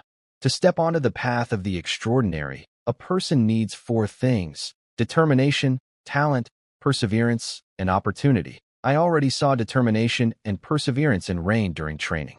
Tonight, I confirmed he has real talent. But my lady, that's only 3. What about opportunity? Clea smiles like the sun breaking through clouds. I am his opportunity. Lady Clea is going to sponsor me. Of course, I don't know any of this yet. I'm walking home through the sunset thinking about what her next move might be, feeling pretty good about life. Meanwhile, in the shining Gold Town Tavern, Thick Eyebrows, Richard, is having a very different kind of meeting. He's sitting in a dark corner with a muscular, washed-up former mercenary known as Drunk Jack, sliding coins across the table. Here's 10 silver coins. Break Rain's sword hand. That's all you need to do. Thick Eyebrows' logic is simple. Talent doesn't matter if you can't hold a sword. Break my hand. In my training, problem solved. Medieval problem, medieval solution. 10 silver? That's not even 2 days of drinking money. Drunk Jack burps. 15 minimum. Fine. 15. But this stays completely secret. Relax. He's just a kid. Easy money, Richard reminds him. This kid has some sword talent. Don't underestimate him. I was a mercenary. A mercenary. Yeah. A mercenary who now spends his days drinking and hanging out with prostitutes. Really at the peak of your career there, Jack. After Richard leaves, Jack is about to order another drink when he spots a familiar skinny figure walking past the tavern entrance. His eyes light up like slot machines. Wait, isn't that the Rain kid right there? He can't believe his luck. The target is walking by the tavern on the same night. It's like ordering delivery and having it show up before you finish paying. He grabs a wooden club, wraps a black cloth around his face, and follows me out. I'm walking home through the quiet streets, mind buzzing with thoughts about Clea. Will she recruit me directly? Give me special training? Maybe. Footsteps. Behind me. Fast. Wind on the back of my neck. And this is where that agility 7 pays for itself. My body reacts before my brain even processes the danger. I lunge forward instinctively, and the club meant for the back of my skull smashes into my upper back instead. Crack. Pain shoots through my spine like lightning. But a hit to the back is survivable. A hit to the back of the head? That's lights out. Maybe permanently. The attacker didn't expect me to dodge. He freezes for a split second. The classic, wait, that was supposed to work, moment. A split second is all I need. I spin around, grab his wooden club with both hands, and Y&K. He grips tighter and braces, and I feel it immediately. He's much stronger than me. In a pure tug-of-war, I lose. The attacker relaxes slightly, thinking, huh, just a kid. Can't even pull a stick out of my hands. Pathetic, wham. I kick him directly in the crotch with a rising snap kick at full agility 7 speed. His face turns the color of raw liver. Both hands release the club instantly as they fly to protect what's left of his manhood. He crumples to the ground like a sack of potatoes dropped from a second-floor window. I grab the fallen club and bring it down on his temple. Thunk. Out cold. Didn't even have time to groan. Total fight time, under 10 seconds. My first real combat encounter in this world. Not a sparring match. Not a training exercise. Someone actually tried to hurt me. My heart is hammering so hard my ribs might crack. But thanks to my recent stat boosts and sword training, I survived. If this had happened a week ago, before the agility upgrade, that first strike would have caught me clean on the skull. Game over. No continues. I check my surroundings. The streets are empty. Everyone's home eating dinner. My house is at the far end of the main road, a quiet, isolated area. Nobody saw anything. I drag the unconscious body into the nearby tree lean, find a thick vine, and tie him to a tree trunk like a holiday gift nobody wanted. Then I rip off his black face mask. Wait, Drunk Jack, Shining Gold Town is small. I recognize this loser immediately. He's the town drunk who lives at the tavern. My brain connects the dots at lightning speed. Who would hire a washed-up mercenary to ambush me? Who has tavern connections? Who just lost to me in sparring and was publicly humiliated? Thick eyebrows. That petty little coward couldn't beat me with a sword, so he hired a thug to break my hand in a back alley. Classic bully escalation. When you can't win the game, flip the table. I slap Drunk Jack awake. Rain, you little brat. Untie me right now or I grab his sock, the one he's clearly been wearing for at least a month straight.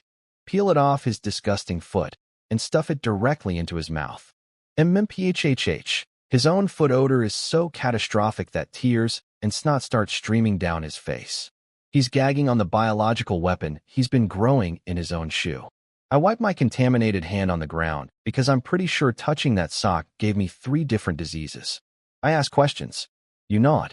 Understand. He nods frantically. Anything to get the sock removed. I pull out the toxic sock. Who sent you? Drunk Jack gasps for air like a drowning man. Rain, you better release me right now, or else. Sock goes back iron.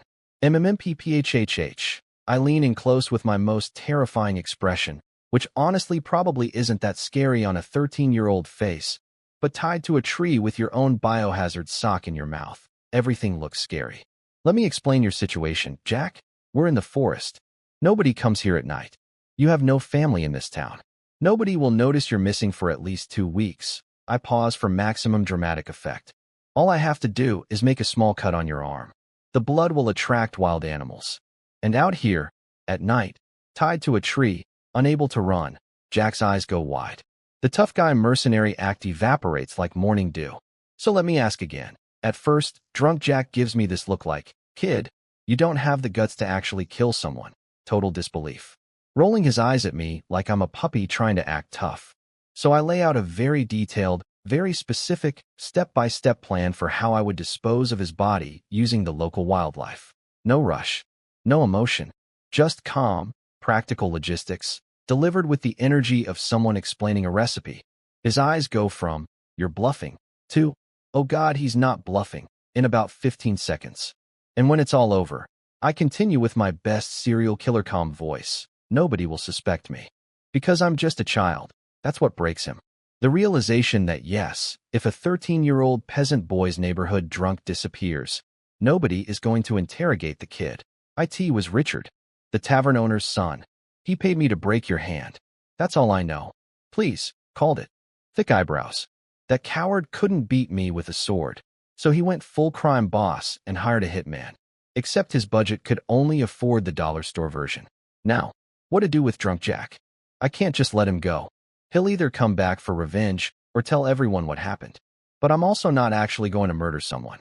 Despite my Oscar-worthy psychopath performance just now, I'm still a normal guy on the inside. So I land on a middle ground solution. Beat him until he's too stupid to remember any of this. I hold up one finger in front of his face. How many is this? Drunk Jack stares at my hand, confused but desperate to get the right answer. 1. It's 1, whack. Stick to the forehead. Wrong. How is that wrong? I hold up one finger again. How many? He squints at my hand with the intensity of a man defusing a bomb. One finger. It's definitely one finger. He triple checks. Point 1. It's 1. Stop hitting me, whack. Wrong again. One finger. Again. How many? Drunk Jack is now crying actual tears. It's not running down his chin. His forehead has more lumps than a bag of potatoes. Whatever you say it is. It's whatever you say. Huh. Still not brain damaged. Impressive skull. I say this quietly, almost to myself, but apparently not quietly enough, because somewhere in the dense forest behind me, a hidden observer's mouth twitches involuntarily. Yeah, I don't know it yet, but the Newtown sheriff, Hamilton, has been watching this entire show from the shadows. He heard the commotion in the woods, came to investigate like a responsible law enforcement officer, and found a scrawny teenager interrogating a tied-up grown man with sock-based torture and selective arithmetic. Hamilton already knows Drunk Jack. The guy is flagged as a person of concern in his security files. A lazy, lying, petty criminal who brags about his mercenary days to impress lonely widows. Not exactly a threat to national security, but a nuisance. And now Hamilton is watching me try to give this man permanent brain damage with a stick and a math quiz, and he's thinking, this kid is trying to scramble his brains so he can't talk later. Brutal, but logical? For a 13-year-old? This is one interesting little psychopath. He decides to intervene before I actually succeed in creating the village idiot. Not because he cares about Drunk Jack, but because an unsolved attempted murder in his jurisdiction would be paperwork he doesn't want. He takes a step forward. A twig snaps under his boot. I freeze mid-swing. At the same time, my eyes catch something, Drunk Jack's waist pouch. It's bulging with coins. That's my money now, buddy. Consider it emotional damages plus hazard pay plus sock cleaning fees. Snap. The sound from behind hits me like ice water. I spin around, gripping the wooden stick, and see a tall shadow emerging from the dark trees. And on his hip, a sword. Every hair on my body stands up. Cold sweat erupts across my back like someone turned on a faucet. Armed. Unknown. In the forest. At night. Right after I just beat up and tied a man to a tree. My brain goes into overdrive. Armed stranger. Don't know if friend or foe. Actually, definitely foe. I don't know any mercenaries or soldiers. If this is Jack's backup, I'm dead. Run. I bolt into the dense forest like a startled deer. Full agility 7 sprint. Weaving between trees, ducking branches, zigzagging to throw off pursuit.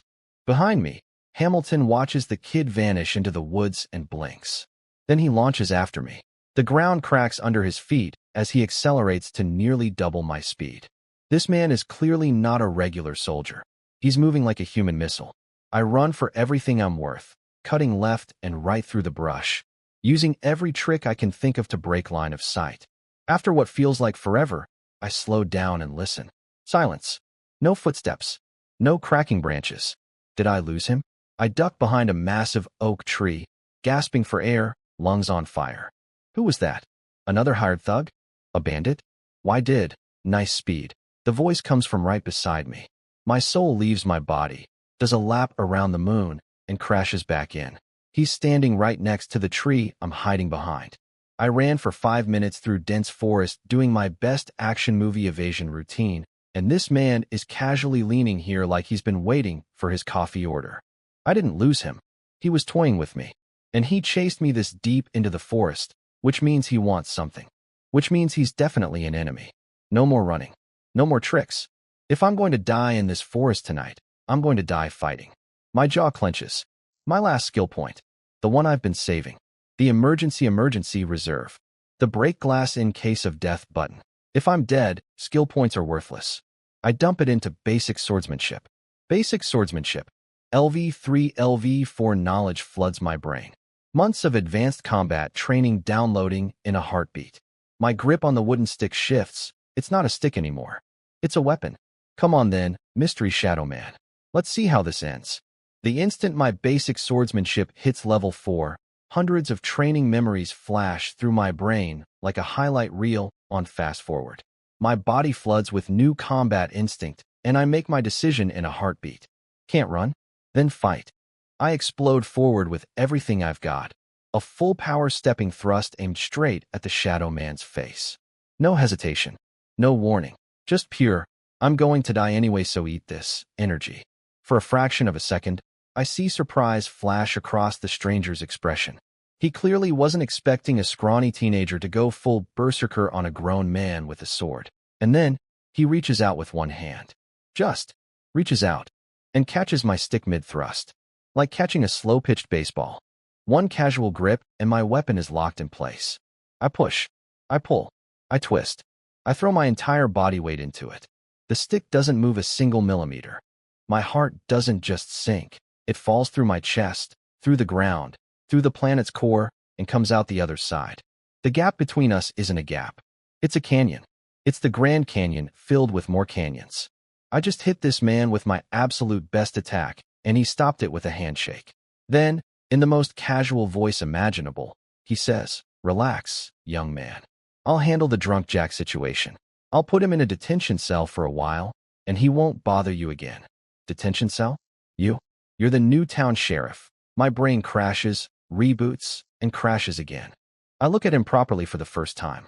Tall, imposing, expensive hunting outfit, quality sword on his hip. Yeah, this man looks like nobility, not a bandit. He's clearly not some back-alley thug working for thick eyebrows. I just try to stab the new sheriff in the face. Great. Wonderful. Excellent career move, Rain. Smart boy. I am indeed Hamilton, the new sheriff of Shining Gold Town, he says with an amused smile. Turns out he wasn't trying to attack me at all. He heard the commotion in the woods, investigated like a responsible law enforcement officer, and found me conducting an illegal interrogation using biological warfare, the sock, and questionable mathematics. He was just trying to talk to me, but I bolted before he could open his mouth, and then I was so fast he had to actually chase me, and then I tried to put a stick through his eye socket. Every interaction I've had with this man has been me committing a crime directly in front of him. Don't worry, what you did to drunk Jack was self-defense. Perfectly legal, Hamilton says generously. Oh, thank God. However, his expression turns playful. You did just swing a weapon at an imperial baron and town sheriff. What kind of punishment do you think that deserves? My blood runs cold. He's an imperial baron? I attacked a nobleman? In this world, peasants get executed for that. I basically just committed treason with a stick. Well, you see, the thing is, but since you're young, he cuts in smoothly. I'll let it slide this time. On one condition. You need to do something for me. Oh, so that's the game. He let me panic for 10 seconds just to set up the negotiation. This man is a professional manipulator. He's been watching me the whole time, waiting for the perfect moment to swoop in with leverage. What kind of thing? I'm not doing anything illegal. I snap back immediately. Hamilton looks at me like I just told him the sky is green. A town sheriff asking a child to break the law. The audacity of this brat. He sighs and drops a hint. You're aware of the recent child disappearance cases? I'm investigating them. That's what I need help with. Oh, okay, well, I hate kidnappers. In this life and my previous one, if the sheriff needs help catching whoever's snatching children from Shining Gold Town, that's actually something I can get behind. Also, I don't really have a choice. The man has enough dirt on me to bury my entire future. Hey, Judge, this peasant boy tried to murder me with a stick is kind of an open and shut case. But wait, hold on. I'm a teenager with the combat power of a slightly above-average militia soldier. What could I possibly contribute to a sheriff's investigation? He's strong enough to catch my full power attack with one hand. What does he need me for? There's something else going on here. Something he's not telling me. But with his hand holding all the cards, I can't exactly refuse. Fine. But sir, I'm just a kid. Limited abilities. Can't help much. I spread my hands in my best. What do you want from a child gesture? Hamilton almost laughs. He's thinking, just a kid? Son, you just beat up a former mercenary, conducted a professional-grade interrogation, evaded pursuit through dense forest at impressive speed, and attacked an imperial baron with zero hesitation. Most adult soldiers don't have your nerve, don't worry. Nothing beyond your capabilities, he says with a knowing smile. Then, respected Sir Sheriff, can I go home now? Of course. The instant the word, course, leaves his mouth, I'm gone. Full agility 7 sprint. No goodbye, no handshake, no looking back. Just a dust cloud where a teenager used to be. Hamilton shakes his head and mutters something about, sharp little brat, as he watches me vanish into the evening. Meanwhile, I'm running and kicking myself because I forgot to grab drunk Jack's coin purse. It was right there, fat and bulging with silver. That was my combat bonus, my loot drop. And I left it tied to a tree with its unconscious owner because Sheriff Hamilton showed up and ruined my robbery. I mean, my justified collection of compensation for emotional damages. But you know what? Today wasn't a total loss. Not even close. I checked my system notifications from the night's events. Militia job experience, 23, from the Drunk Jack fight. Basic swordsmanship experience, 11, from the Hamilton encounter. Militia job experience, 8, from the Hamilton encounter. 31 combined job experience from 2 real combat encounters. That's almost a week of regular training earned in one terrifying evening. Turns out nearly dying is extremely efficient for leveling up. I should get ambushed more often. Maybe I'll put up a sign, attack me please. Preferably between 6 to 8 p.m. Must be slightly above my skill level. No killing. I make it home just as the last light is fading. Big brother, Mint tackles me with a full-body hug the second I walk through the door. We sit down for dinner. The warm oil lamp flickers. Mom serves food. Dad eats quietly. Mint chatters about the carrots she planted with Anna. And just like that, all the fear and frustration from the night melts away. The forest, the attack, the sheriff, the interrogation, it all fades into background noise against the simple warmth of family. The money from Jack's purse? I'll earn it some other way. I always do. Next morning, I turned down George's invitation for another nut heist in the Manor Forest. Sorry, buddy, I've got a date, with a bellows and a sweaty blacksmith shop. The moment I walk through the door, the familiar blast of forge heat hits me like opening the gates of hell. The apprentices are all busy at their stations, and Boris is hammering away at, he's forging a sword. Not an iron pot. Not a horseshoe. A genuine, honest-to-God hand-and-a-half sword. The glowing blade embryo on his anvil is longer than a regular one-handed sword, its surface radiating orange heat like a tiny angry sun. My eyes go wide. I start walking toward him to get a closer look at his forging technique when, Rain, you're here. Drillis, the bellows guy, waves at me with the enthusiasm of a man seeing his replacement arrive at a terrible job. The other apprentices hear my name, and their spines go rigid.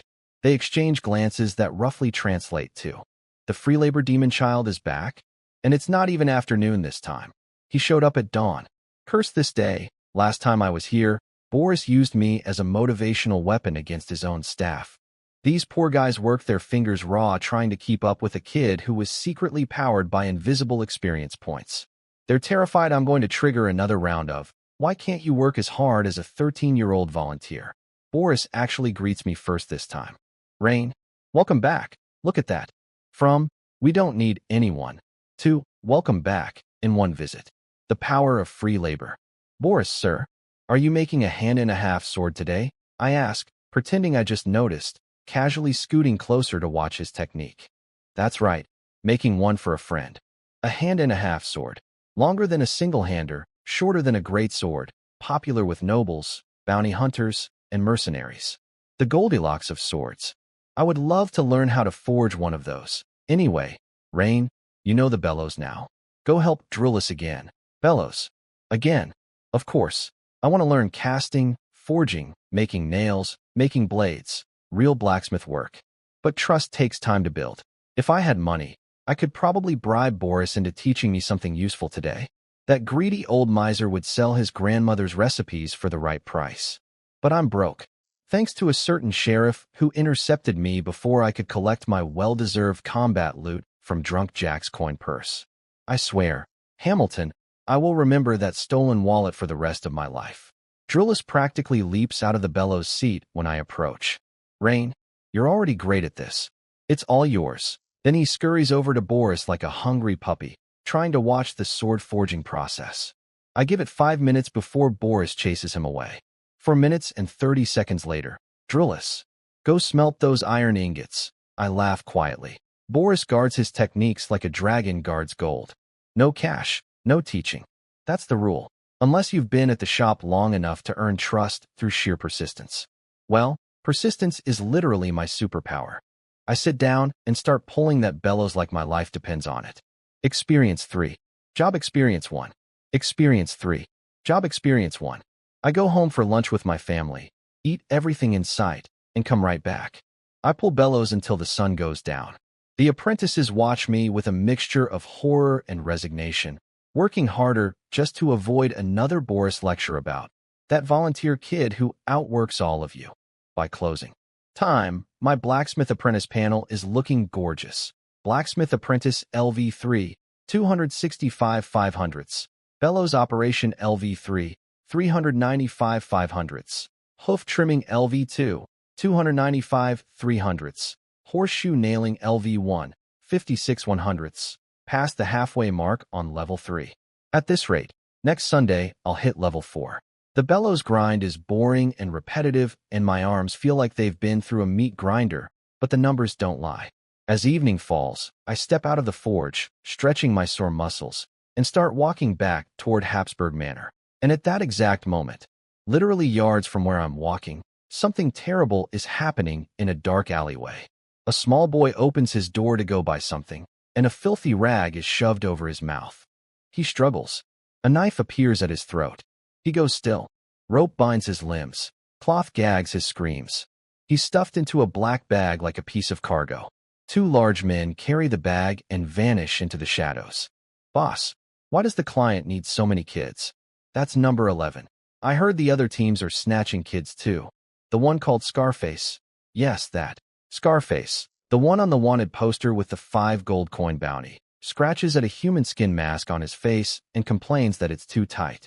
Human skin mask.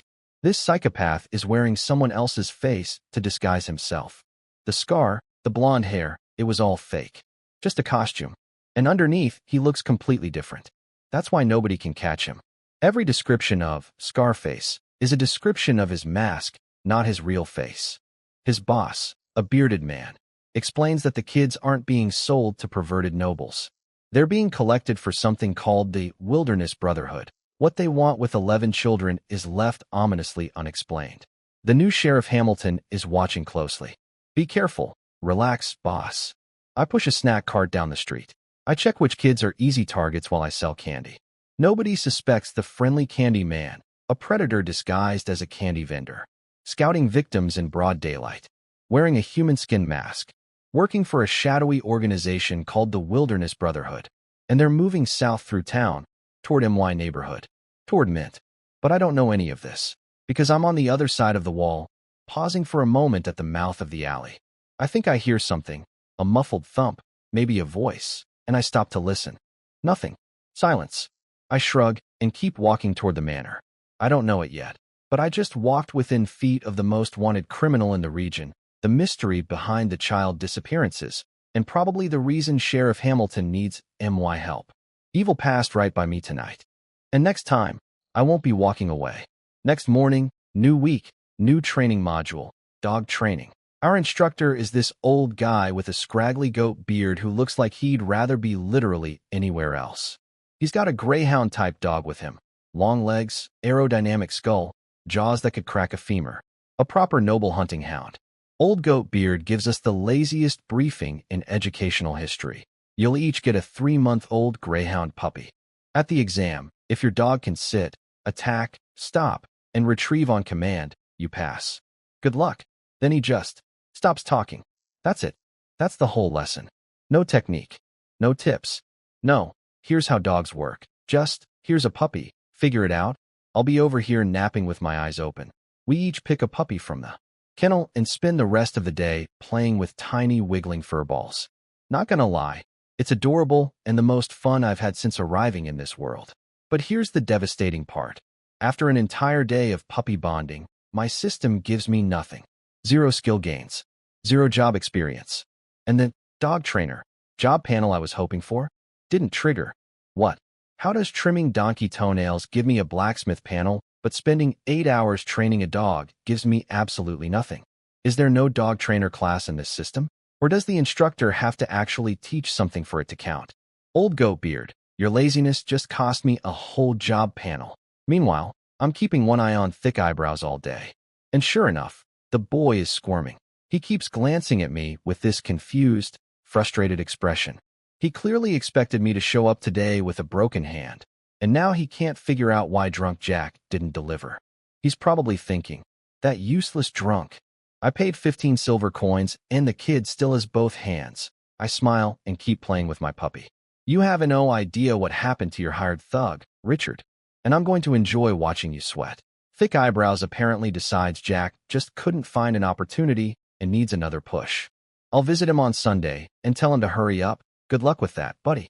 Your boy Jack is currently sitting in Sheriff Hamilton's detention cell, probably still tasting his own sock.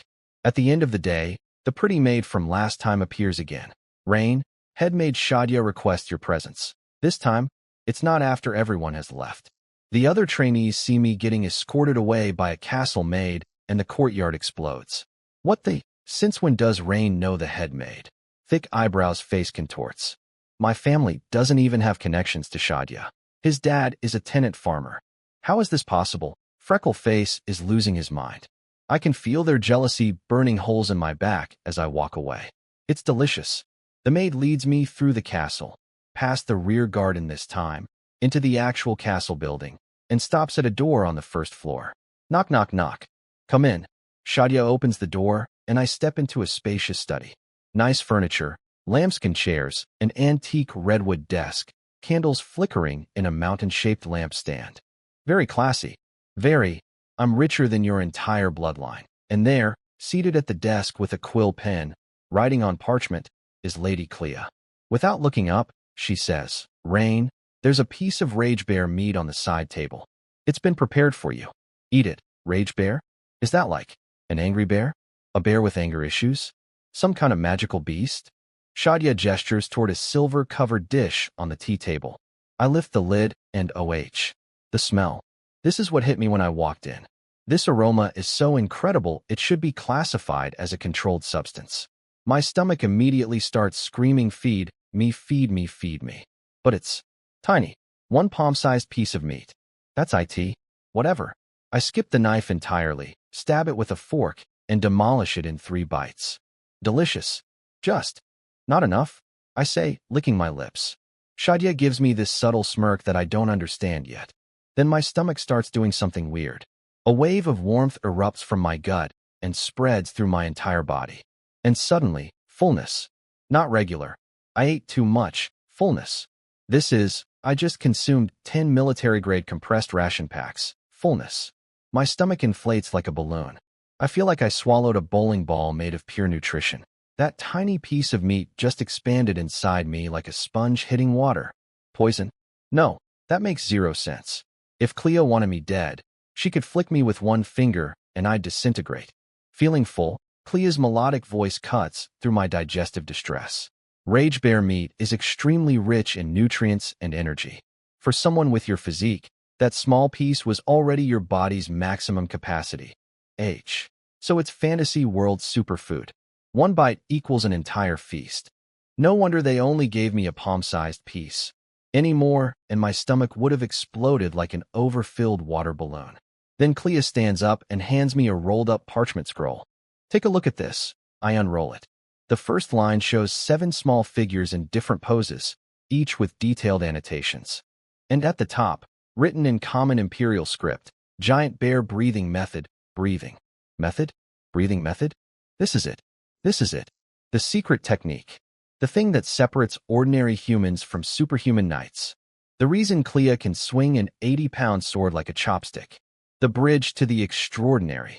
And she's just handing it to me? My brain short-circuits from happiness overload. It's like winning the lottery, getting a promotion, and finding money in your old jacket all at the same time. I feel like the universe just drop-kicked a golden opportunity directly into my lap. I devour the scroll's contents with my eyes. The figures show complex poses, kind of like advanced yoga from my previous life, paired with specific breathing rhythms described in text. At the bottom, there's a long paragraph about a special medicine called black tongue oil that dramatically accelerates training progress when used alongside the breathing exercises. Giant bear breathing method focuses on developing constitution and strength. So that's how Clea does it. That's how a teenage girl swings a weapon that should require a forklift. She's been practicing breathing techniques that enhance her physical abilities to superhuman. Wait. I glance at Clea's figure. Her enhanced physique, certain areas that demonstrate impressive development. Clea catches my gaze instantly. Her cheeks flash pink for exactly 0.3 seconds before she regains composure. Don't make assumptions. I don't practice the giant bear method. That's not what I use. Oh, thank God she can't actually read minds. The giant bear breathing method primarily develops constitution and strength. I think it's suitable for your current situation. Hold on. Suitable for my current situation? I run that sentence through my brain's translation engine. Input: suitable for your current situation.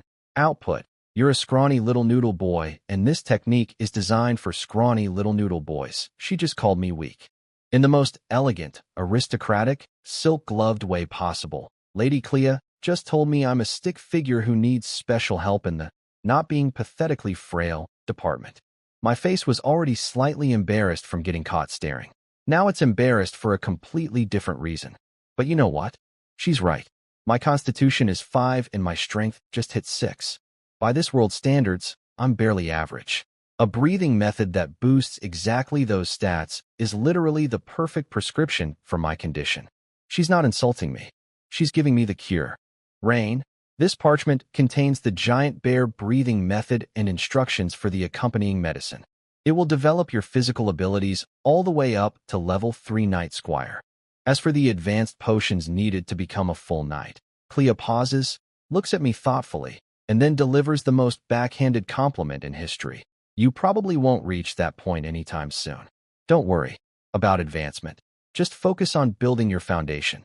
Translation: you're so far from being a knight that I literally don't need to prepare the next step yet. Thanks for the vote of confidence, my lady. I'll be leaving Habsburg Manor soon. I've left you a supply of black tongue oil, and Shadia will arrange everything for you. Then she hits me with a question I wasn't ready for. Rain, what's your goal for this trainee program? Under those crystal clear eyes, I discover something fascinating about myself. I am physically incapable of lying to this girl. My mouth just opens and truth falls out. I want to pass the exam and become a Habsburg Manor guard. Ah, she laughs at me. Silver bell laughter, musical and devastating. How about a bigger goal? Become a real knight. If you reach formal knight status before you turn 20, I promise you can become one of my personal followers. If you can't, well, you can still be a guard, knight. She's offering me a shot at becoming a knight. Not a servant, not a guard, a knight. That's the ruling class. That's title, land, power, status. However, both the breathing method and my promise must remain secret, even within Habsburg Manor. If others find out, it won't be good for you. Secret training from a powerful noble girl? Confidential techniques? Hidden sponsorship? My brain, marinated in a previous lifetime of Korean dramas and Chinese palace intrigue shows, immediately starts spinning theories. Is this a noble family inheritance dispute? Is Clea building a private faction of loyal followers? Is she competing for the Habsburg succession? Are there rival siblings? Secret enemies? A shadowy uncle plotting from the shadows? Whatever the politics, the math is simple. She's offering me a rocket ship to the top, and the ticket price is, keep your mouth shut and train hard. Even if there's danger involved, refusing this would be the most cowardly decision I could possibly make. A wise man from my previous life once said, when heaven offers a gift and you refuse it, heaven punishes you instead. Of course, Lady Clea. Your recognition is my greatest honor. I bow with maximum sincerity and just a dash of flattery. Am I being a simp? No. I am providing emotional value to my benefactor. This is the service industry. I am a customer satisfaction specialist operating in the medieval luxury sector. Clea nods, satisfied. Good. Study the breathing method first, then I'll guide you on the specific movements. I immediately unroll the scroll and study the 7 poses. They go from easy to hard. The first one is basically a single-leg lunge with arms extended, synchronized with a specific breathing pattern, kind of like advanced yoga from my old life. My stomach is still burning from the rage bear meat, so I figure, why not start right now? I drop into the first pose. For about 4 minutes, I feel great. Strong. Stable. Like a warrior preparing for battle. At minute 5, my body starts revolting. Sweat pours down my face. My legs shake like a washing machine on spin cycle. My arms wobble. And, steady breathing, I'm gasping like a fish that just ran a marathon. I stop before I collapse. The scroll says I need to hold each pose for 30 minutes with stable breathing before I can move to the next one. I lasted 5. That's a 16% completion rate. If this were a test, I'd get an F-. Lady Clea, any tips for this? Breathing method.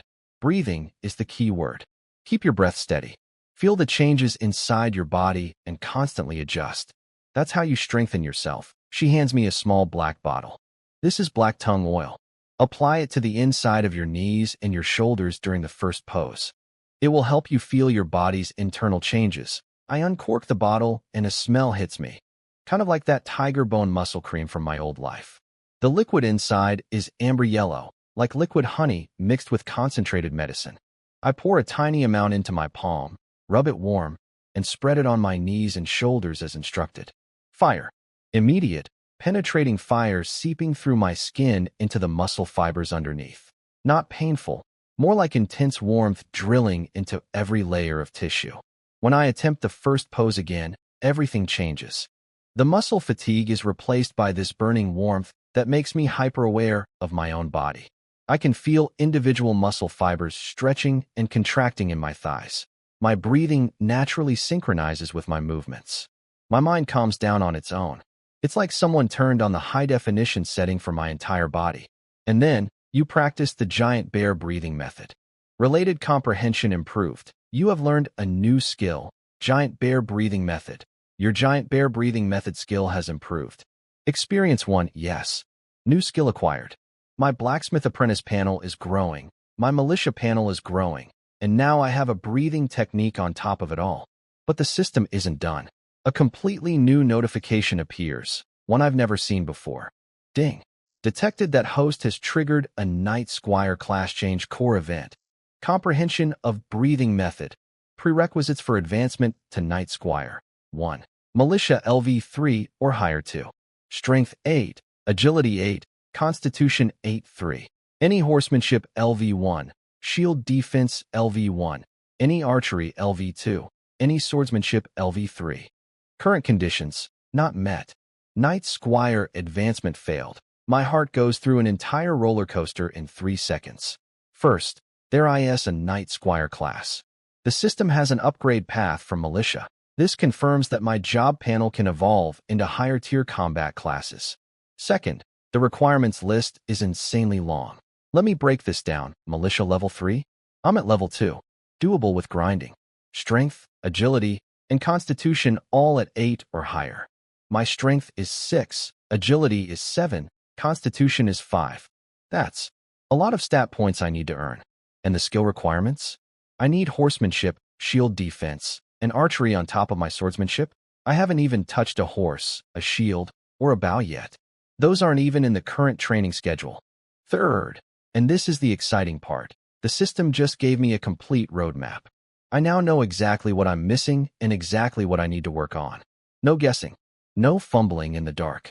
Just a clear checklist of, get these skills and stats to these levels. It triggered because I learned the breathing method.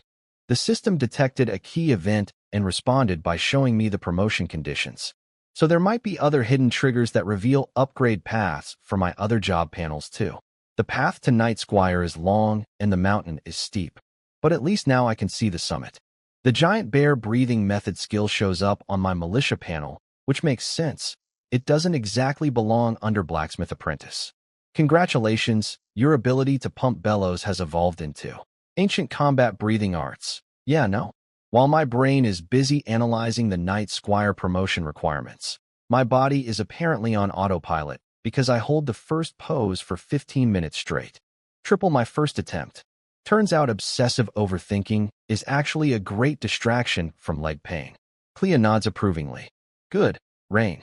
Once you can hold the first pose for 30 minutes, you can start learning the second one. Shadia the headmaid is looking at me like I just pulled a rabbit out of a hat. She's clearly revising her opinion of the scrawny farm boy. Then something wild happens. Congratulations. Your constitution attribute has improved. I snap my attention to my stats. Constitution just went from 5 to 6. On its own. I didn't spend any attribute points. I think about it carefully. I didn't level up either job class. Nobody gave me a potion. The only new thing is the breathing method. But I literally just started. One session shouldn't cause a stat increase. Unless my body was already on the edge of a breakthrough. All those days of sword training, horse hoof wrestling, and bellows pulling built up a physical foundation that was one push away from tipping over. The breathing method was just the final nudge that broke through the dam. That theory makes the most sense. And regardless of the reason, free stat point, baby. The instant my constitution hits 6, all my fatigue vanishes. Again, every stat increase comes with a full stamina recovery. This system is broken and I love it. On my third attempt at pose 1, I hold it for 22 minutes. From 5 minutes to 15 to 22, all in one evening. Shady's jaw is practically on the floor. Clea is smiling that quiet, satisfied smile of someone whose investment is already paying dividends. But then I ask a question that I probably shouldn't have. Lady Clea, just out of curiosity, what's the fastest anyone has ever mastered the first pose? I'm not trying to show off. I genuinely need to know where I stand so I can calibrate how impressive to be. If I look too talented, people might get suspicious. Gotta manage the perception curve. Clea smiles. The fastest person I know of took 5 minutes. 5 minutes to understand the basics, and 5 minutes to understand it and hold the pose for over 30 minutes straight. On the first try, I stare at her. She stares back. Somewhere in the distance, a clown horn honks. The clown is me. Here I am feeling proud of my 22 minutes like I just set a world record, and some freak of nature out there casually nailed it in 5 minutes on their first attempt. I went from, maybe I'm special, to, I am painfully average, in the span of one sentence. This world's geniuses are on a completely different level from what I imagined. That's enough for today, Clea says. Come back tomorrow. A maid will bring you each evening. Shadia will keep the scroll safe for you. I bow and leave, my ego slightly deflated, but my determination burning hotter than ever. On the walk back, my excitement settles, and I start thinking about what I've learned about the real structure of this world's power system. Problem 1. Access. I only got the breathing method because Clea personally chose me. Without her, a commoner like me would never learn this technique. Nobles guard these secrets like dragons guard treasure. For regular peasants, the path to the extraordinary might as well not exist. Problem 2. Money. That rage bear meat isn't regular food. It's superfood, probably costs more than my family earns in a year. Without it, my body couldn't even handle the training. You literally need to eat your way to superhuman status, and the groceries cost a fortune. Problem 3. Medicine. The black tongue oil makes a massive difference. Without it, I got 0 experience in 30 minutes. With it, I got 5 points in the same time. That's a 5 times multiplier. And the formula is clearly top secret. No oil, no efficient training. Problem 4. Advanced potions. Clea mentioned advancement magic potions, needed for full knight status, and even SHE frowned when bringing it up. If a count's daughter considers them expensive and hard to obtain, imagine how impossible they'd be for a peasant. Bottom line, becoming extraordinary requires knowledge, money, rare materials, and powerful backing. You need someone to see your value and invest in you. Same rules as my previous life. Same rules as any life. Back at the dormitory, George pounces on me immediately. Rain, what did the headmaid want? The entire room goes silent. Every trainee has their ears perked up like a pack of alert puppies. I look around at all of them, grin, and say, guess. Oh, come on. George laughs. He knows me well enough not to push it. But everyone else is dying of curiosity. I can practically hear their brains overheating. So that's why Rain dared to fight Thick Eyebrows. His family knows the headmaid.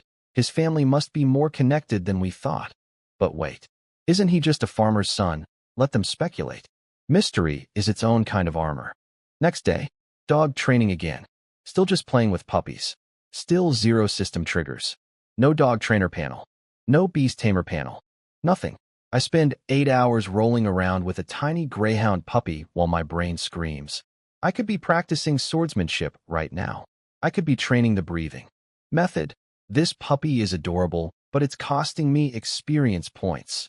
After another fruitless day of dog bonding, the pretty maid appears again to escort me to Clea's study. I walk through the door, smell that heavenly aroma, and all my puppy-related frustrations evaporate instantly. Rage bear meat on the tea table. And this time, it's a rib cut. Juicy, aromatic, glistening with magical bear essence. I'm already salivating when Clea drops an unexpected bomb. Rain, after you eat. We'll start with sword training today. My eyes light up like someone just plugged me into a power socket. I thought today would be more breathing practice, which is valuable but slow on experience. But sparring with Celia? That's the express lane. Last time, 3 seconds with her gave me 15 sword experience points. Even a brief exchange with someone at her level is worth days of solo practice. And I've been stuck playing with puppies for 2 straight days with 0 sword improvement. Rage bear ribs and a sparring session with the Count's daughter? Today is going to be a very good day. Clang, clang, clang. I go at Clea with absolutely everything I've got. Full power. Full speed. 0 held back. I last 30 seconds. She's controlling her strength to match mine exactly, and I still can't keep up. She's basically fighting me with one hand tied behind her back, blindfolded, standing on one leg, metaphorically, and I'm getting dismantled like IKEA furniture in reverse. But am I upset? Am I discouraged? Is there a single speck of sadness on my face? Nope, because the notification reads, Basic Swordsmanship Experience, 29 Militia Job Experience, 1729 Sword Experience from 1 fight. That's more than I'd get from an entire day of solo practice. Why would I be sad about losing? Losing to Clea is the most profitable activity in my entire life. Shadya watches my totally not sad expression and thinks, what remarkable mental fortitude. Most young men who lose to Lady Clea either melt into puddles of shame or cling to her like desperate puppies. But Rain shows no discouragement at all. Ma'am, it's not mental fortitude. It's greed. I'm not brave. I'm addicted to experience points. Every loss is a deposit in my skill bank. Please keep misunderstanding my motivations. It makes me look way cooler than I actually am. Then Clea drops some genuine combat wisdom on me. Rain, I'm matching your strength and speed exactly. You should be lasting longer than you are. Do you know why you're not? Because my swordsmanship is bad. Not entirely. You're telegraphing every attack. Your eyes lock onto exactly where you're going to strike before you swing. Any experienced fighter reads you like an open book. She demonstrates, those long athletic legs moving with spring-like power as she shows proper eye technique. Keep your gaze level. Use peripheral vision to target your strike zone. Never reveal your intent. I was half listening at first, but now I'm locked in. This is combat knowledge that would have taken me months to figure out on my own, and she's just giving it to me. Basically, the element of surprise? Exactly. If you telegraph your attacks, experienced enemies will either dodge or block your angle before you even swing. Some will deliberately show you a fake opening, bait your predictable attack, and counter-kill you. This is the difference between knowing how to swing a sword and knowing how to fight. Humbert taught me the mechanics. Clea is teaching me the art. Can we go again? She nods. This time, I keep my eyes straight ahead, fixed on Clea's face, not on her shoulder, not on her hip, not on any specific target. I attack like a drifting leaf in the wind, letting my strikes flow naturally without screaming. I'm about to hit you right here, with my eyeballs. And it works. Clea's predictions slow down by a fraction. Our exchanges last noticeably longer. The sounds of clashing steel ring through the garden, ding ding clang clang, as we trade blows back and forth in a fluid dance. 1 minute later, I'm flat on my back, gasping like a landed fish, drenched in sweat, staring at the evening sky. Exhausted? Yes, but also absolutely exhilarated. That was the most satisfying fight I've had in this life. The rush of genuine combat, the intensity of matching blades with someone who could kill you with a sneeze. It's intoxicating. And the numbers. Basic swordsmanship experience. 37 militia job experience. 21:37. 21. From one round. That's almost a week of regular training in 60 seconds. Rain, I notice you seem especially enthusiastic about swordsmanship. That's good, but also not good.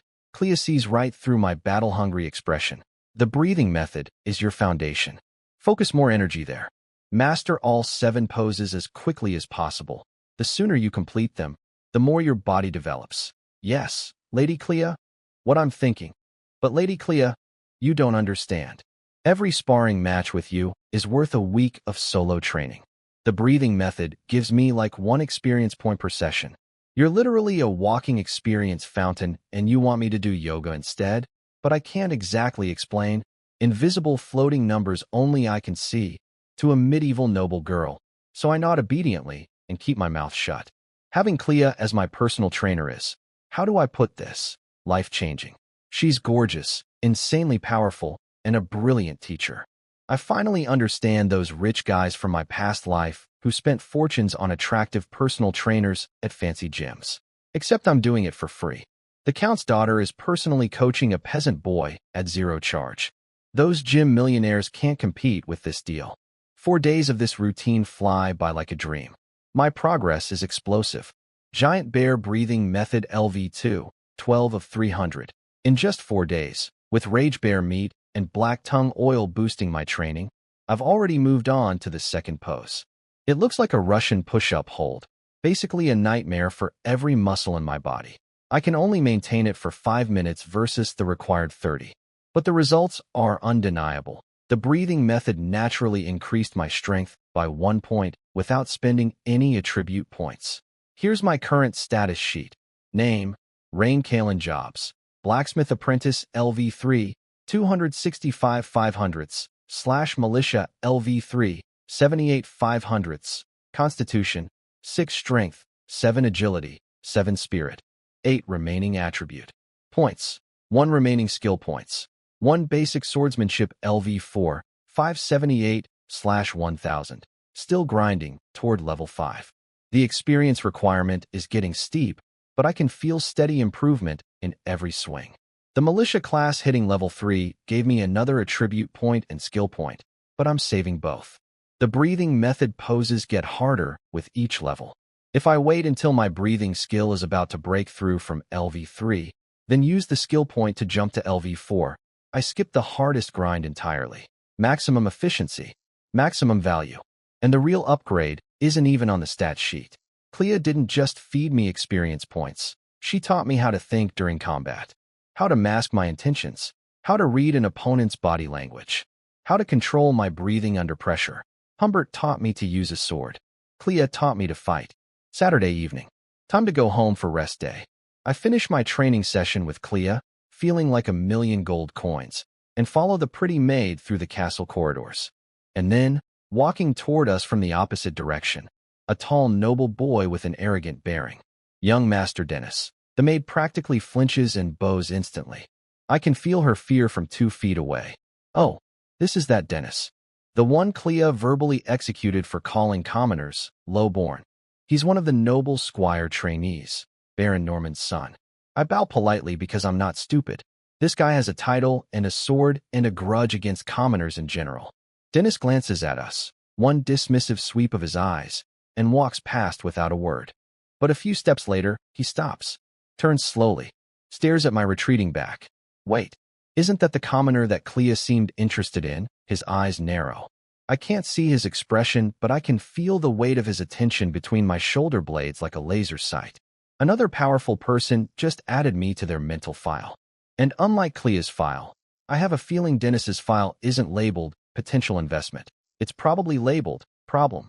Walking home through shining gold town, the evening air cool on my face, I pass the night watch patrol. 3 men moving in formation, leather armor, torches, half-swords on their hips, horn bows on their backs. They're lighting the street lamps with practiced efficiency. Night watchmen, the official security force for after-dark operations. They handle nighttime crime, fires, wild animal attacks, and other unknown creature incidents. That last part gives me chills. During the day, regular constables handle town security. But the night watch is different. They're trained fighters, imperially sanctioned, reporting directly to the town sheriff. I watch them walk past in their matching leather armor, bristling with weapons, and a thought crosses my mind. What if becoming a night watchman would trigger a new job panel? Watchman? Sentinel? Night guard? The possibilities are tantalizing. But that's a thought for another day. Right now, I'm heading home to see my family, eat everything in the house, and rest up for tomorrow's adventure. Life is good, getting better every day. And somewhere in the castle behind me, a noble boy named Dennis is standing in a hallway, thinking thoughts that are definitely going to become my problem eventually. I shake off the night watchman daydream and keep walking home. As I get close to my house, I spot a familiar figure standing in the chilly autumn wind. Anna, my neighbor, wearing clothes way too thin for this weather, holding a small basket.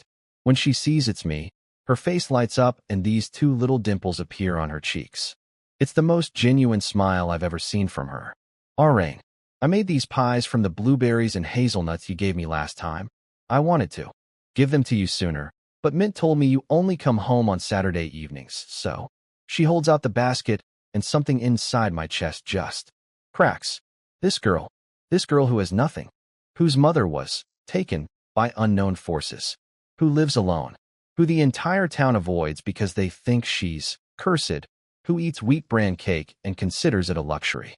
She took my handful of wild berries, a gift that cost me nothing, and she spent days trying to repay it.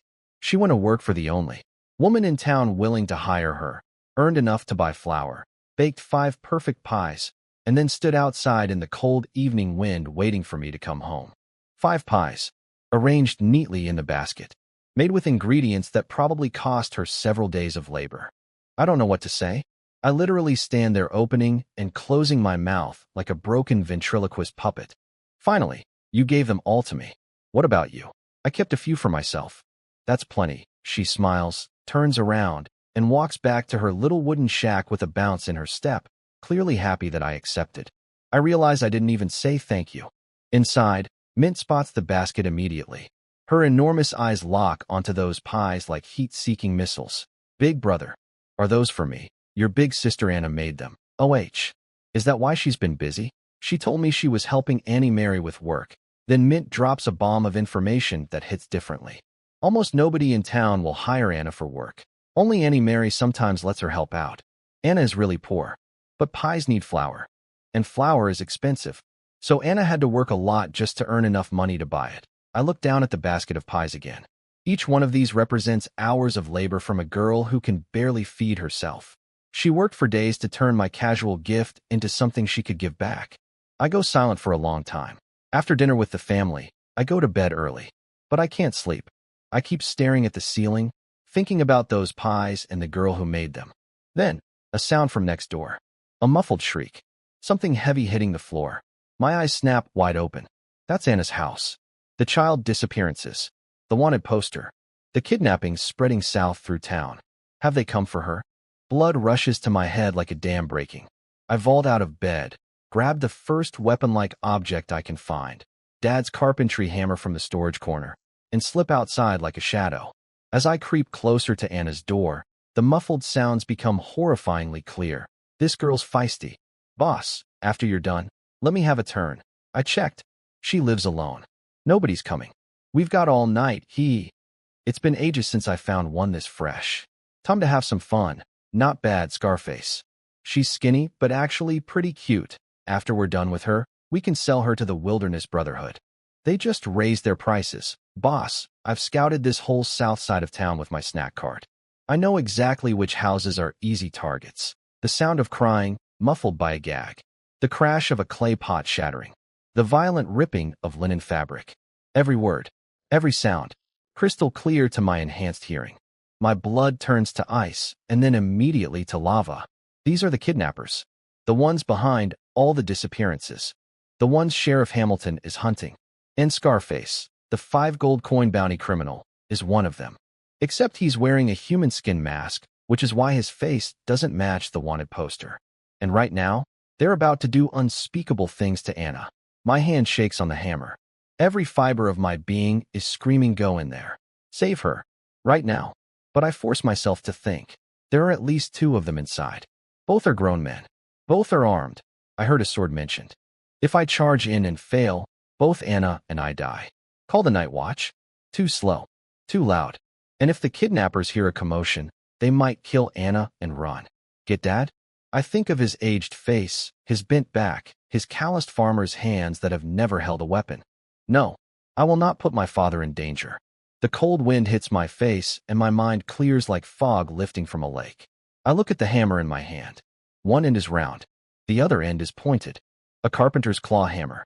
The pointed end could punch through a wooden board. Or a skull. A plan forms in my brain. It's desperate. It's risky. It's the kind of plan that either works perfectly or gets me killed. I hide the hammer inside my oversized sleeve, pointed end up, and knock on the door. Knock, knock, knock. Anna, are you home? Dead silence from inside. Then a barely audible whisper.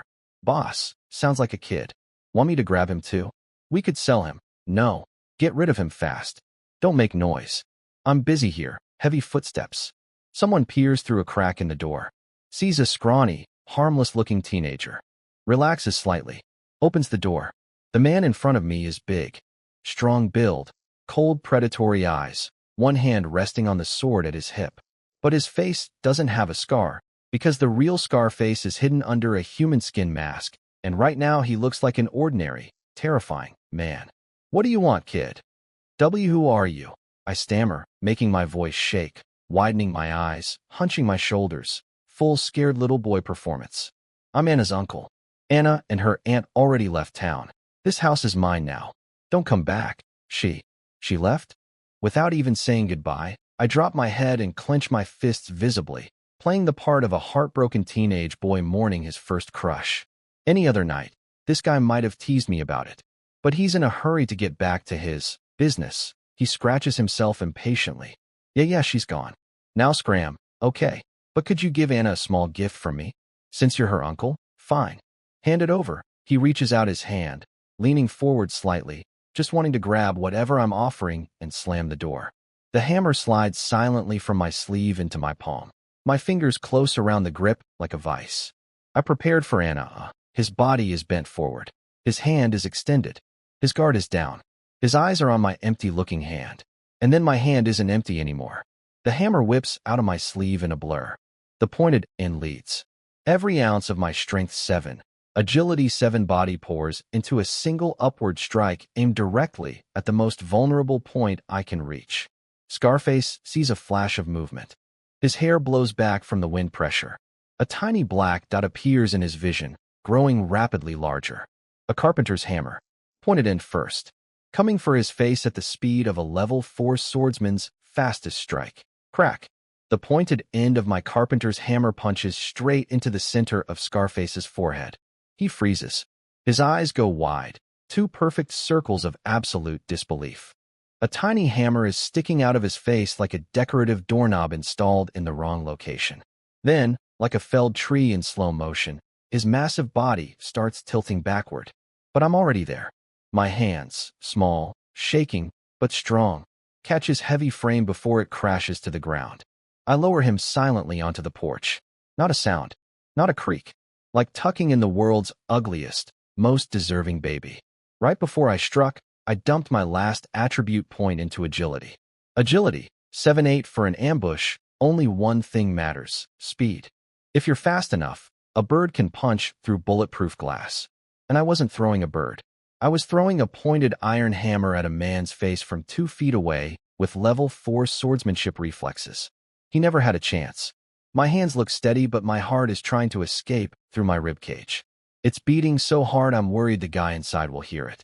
I take Scarface's short sword and, oh hello, a beautifully crafted hand crossbow from his belt. I peer through the window into the room. The other one, the bearded boss, hasn't noticed a thing. He's too occupied. His back is to me. His pants are halfway down. His attention is entirely focused on. I don't think about what I see. I just move. I slip through the door like smoke. Silent. Invisible. The crossbow is already aimed. Thwip. A black bolt buries itself in his lower back. He screams and spins around. But before his eyes can even focus on me, shink. The short sword goes through his throat. A perfect stepping thrust. Full power. Full commitment. The same move I've practiced 10,000 times. except this time the sword is real and the target is human. His hands fly to his neck. His eyes bulge. He stumbles backward into a wooden table, slides down, and goes still. His legs twitch a few times like a snake with its spine removed. That was the best stepping thrust I've ever executed. If you asked me to do it again, I honestly don't know if I could. That was adrenaline and terror and fury all channeled into one single, perfect strike. Then everything goes quiet. I stand there, gasping, drenched in sweat, frozen in place like a statue, the sword in my hand dripping red. My chest heaves. My mind goes blank. And then one thought, clear as a bell. I killed someone. I killed someone. No. I saved someone. The fog in my eyes clears. My fists tighten. My jaw sets. I came to a supernatural world. Maybe I can't change the whole world, but I can protect myself. I can protect my family. And if I have the power, if I'm standing right there when evil is happening, then I can protect the people I want to protect. That's enough. That's everything. Behind me, Anna is trembling violently, clutching the torn remains of her linen clothes to her thin, pale body. She looks like a fawn that just escaped a wolf pack, shaking, terrified, barely holding together. Then her tear-soaked eyes focus through the blur, and she recognizes who is standing between her and the darkness. She throws herself at me and holds on like I'm the last solid thing in a crumbling world. Her body is warm against mine, and for the first time tonight, I feel absolutely zero inappropriate thoughts. This isn't that kind of moment. This is a girl who almost lost everything, holding on to the person who stopped it from happening. I pat her back gently. It's okay. You're safe now. Anna, put on some clothes first. I need to check if there are more of them. She squeaks, suddenly realizing her state of undress, and her face goes from terrified pale to embarrassed red in half a second. She spins around to find clothes, which unfortunately gives me a view of a rather lovely silhouette that I am going to aggressively not think about right now because there are dead bodies on the floor. Rain, focus. Then I hear footsteps at the front door. Someone found Scarface's body. My blood goes cold. More of them. Get dressed now, I hiss, yank the sword out of the bearded man's throat, blood splatters, and position myself between Anna and the entrance, blade raised. I'm about to burn my last skill point when a very familiar and very annoying silhouette appears in the doorway. Sheriff Hamilton.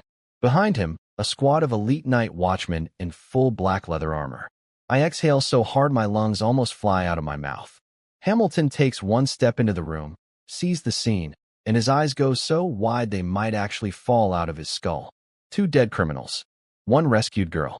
1 13-year-old boy standing in the middle of it all, holding a bloody short sword, breathing like he just ran a marathon.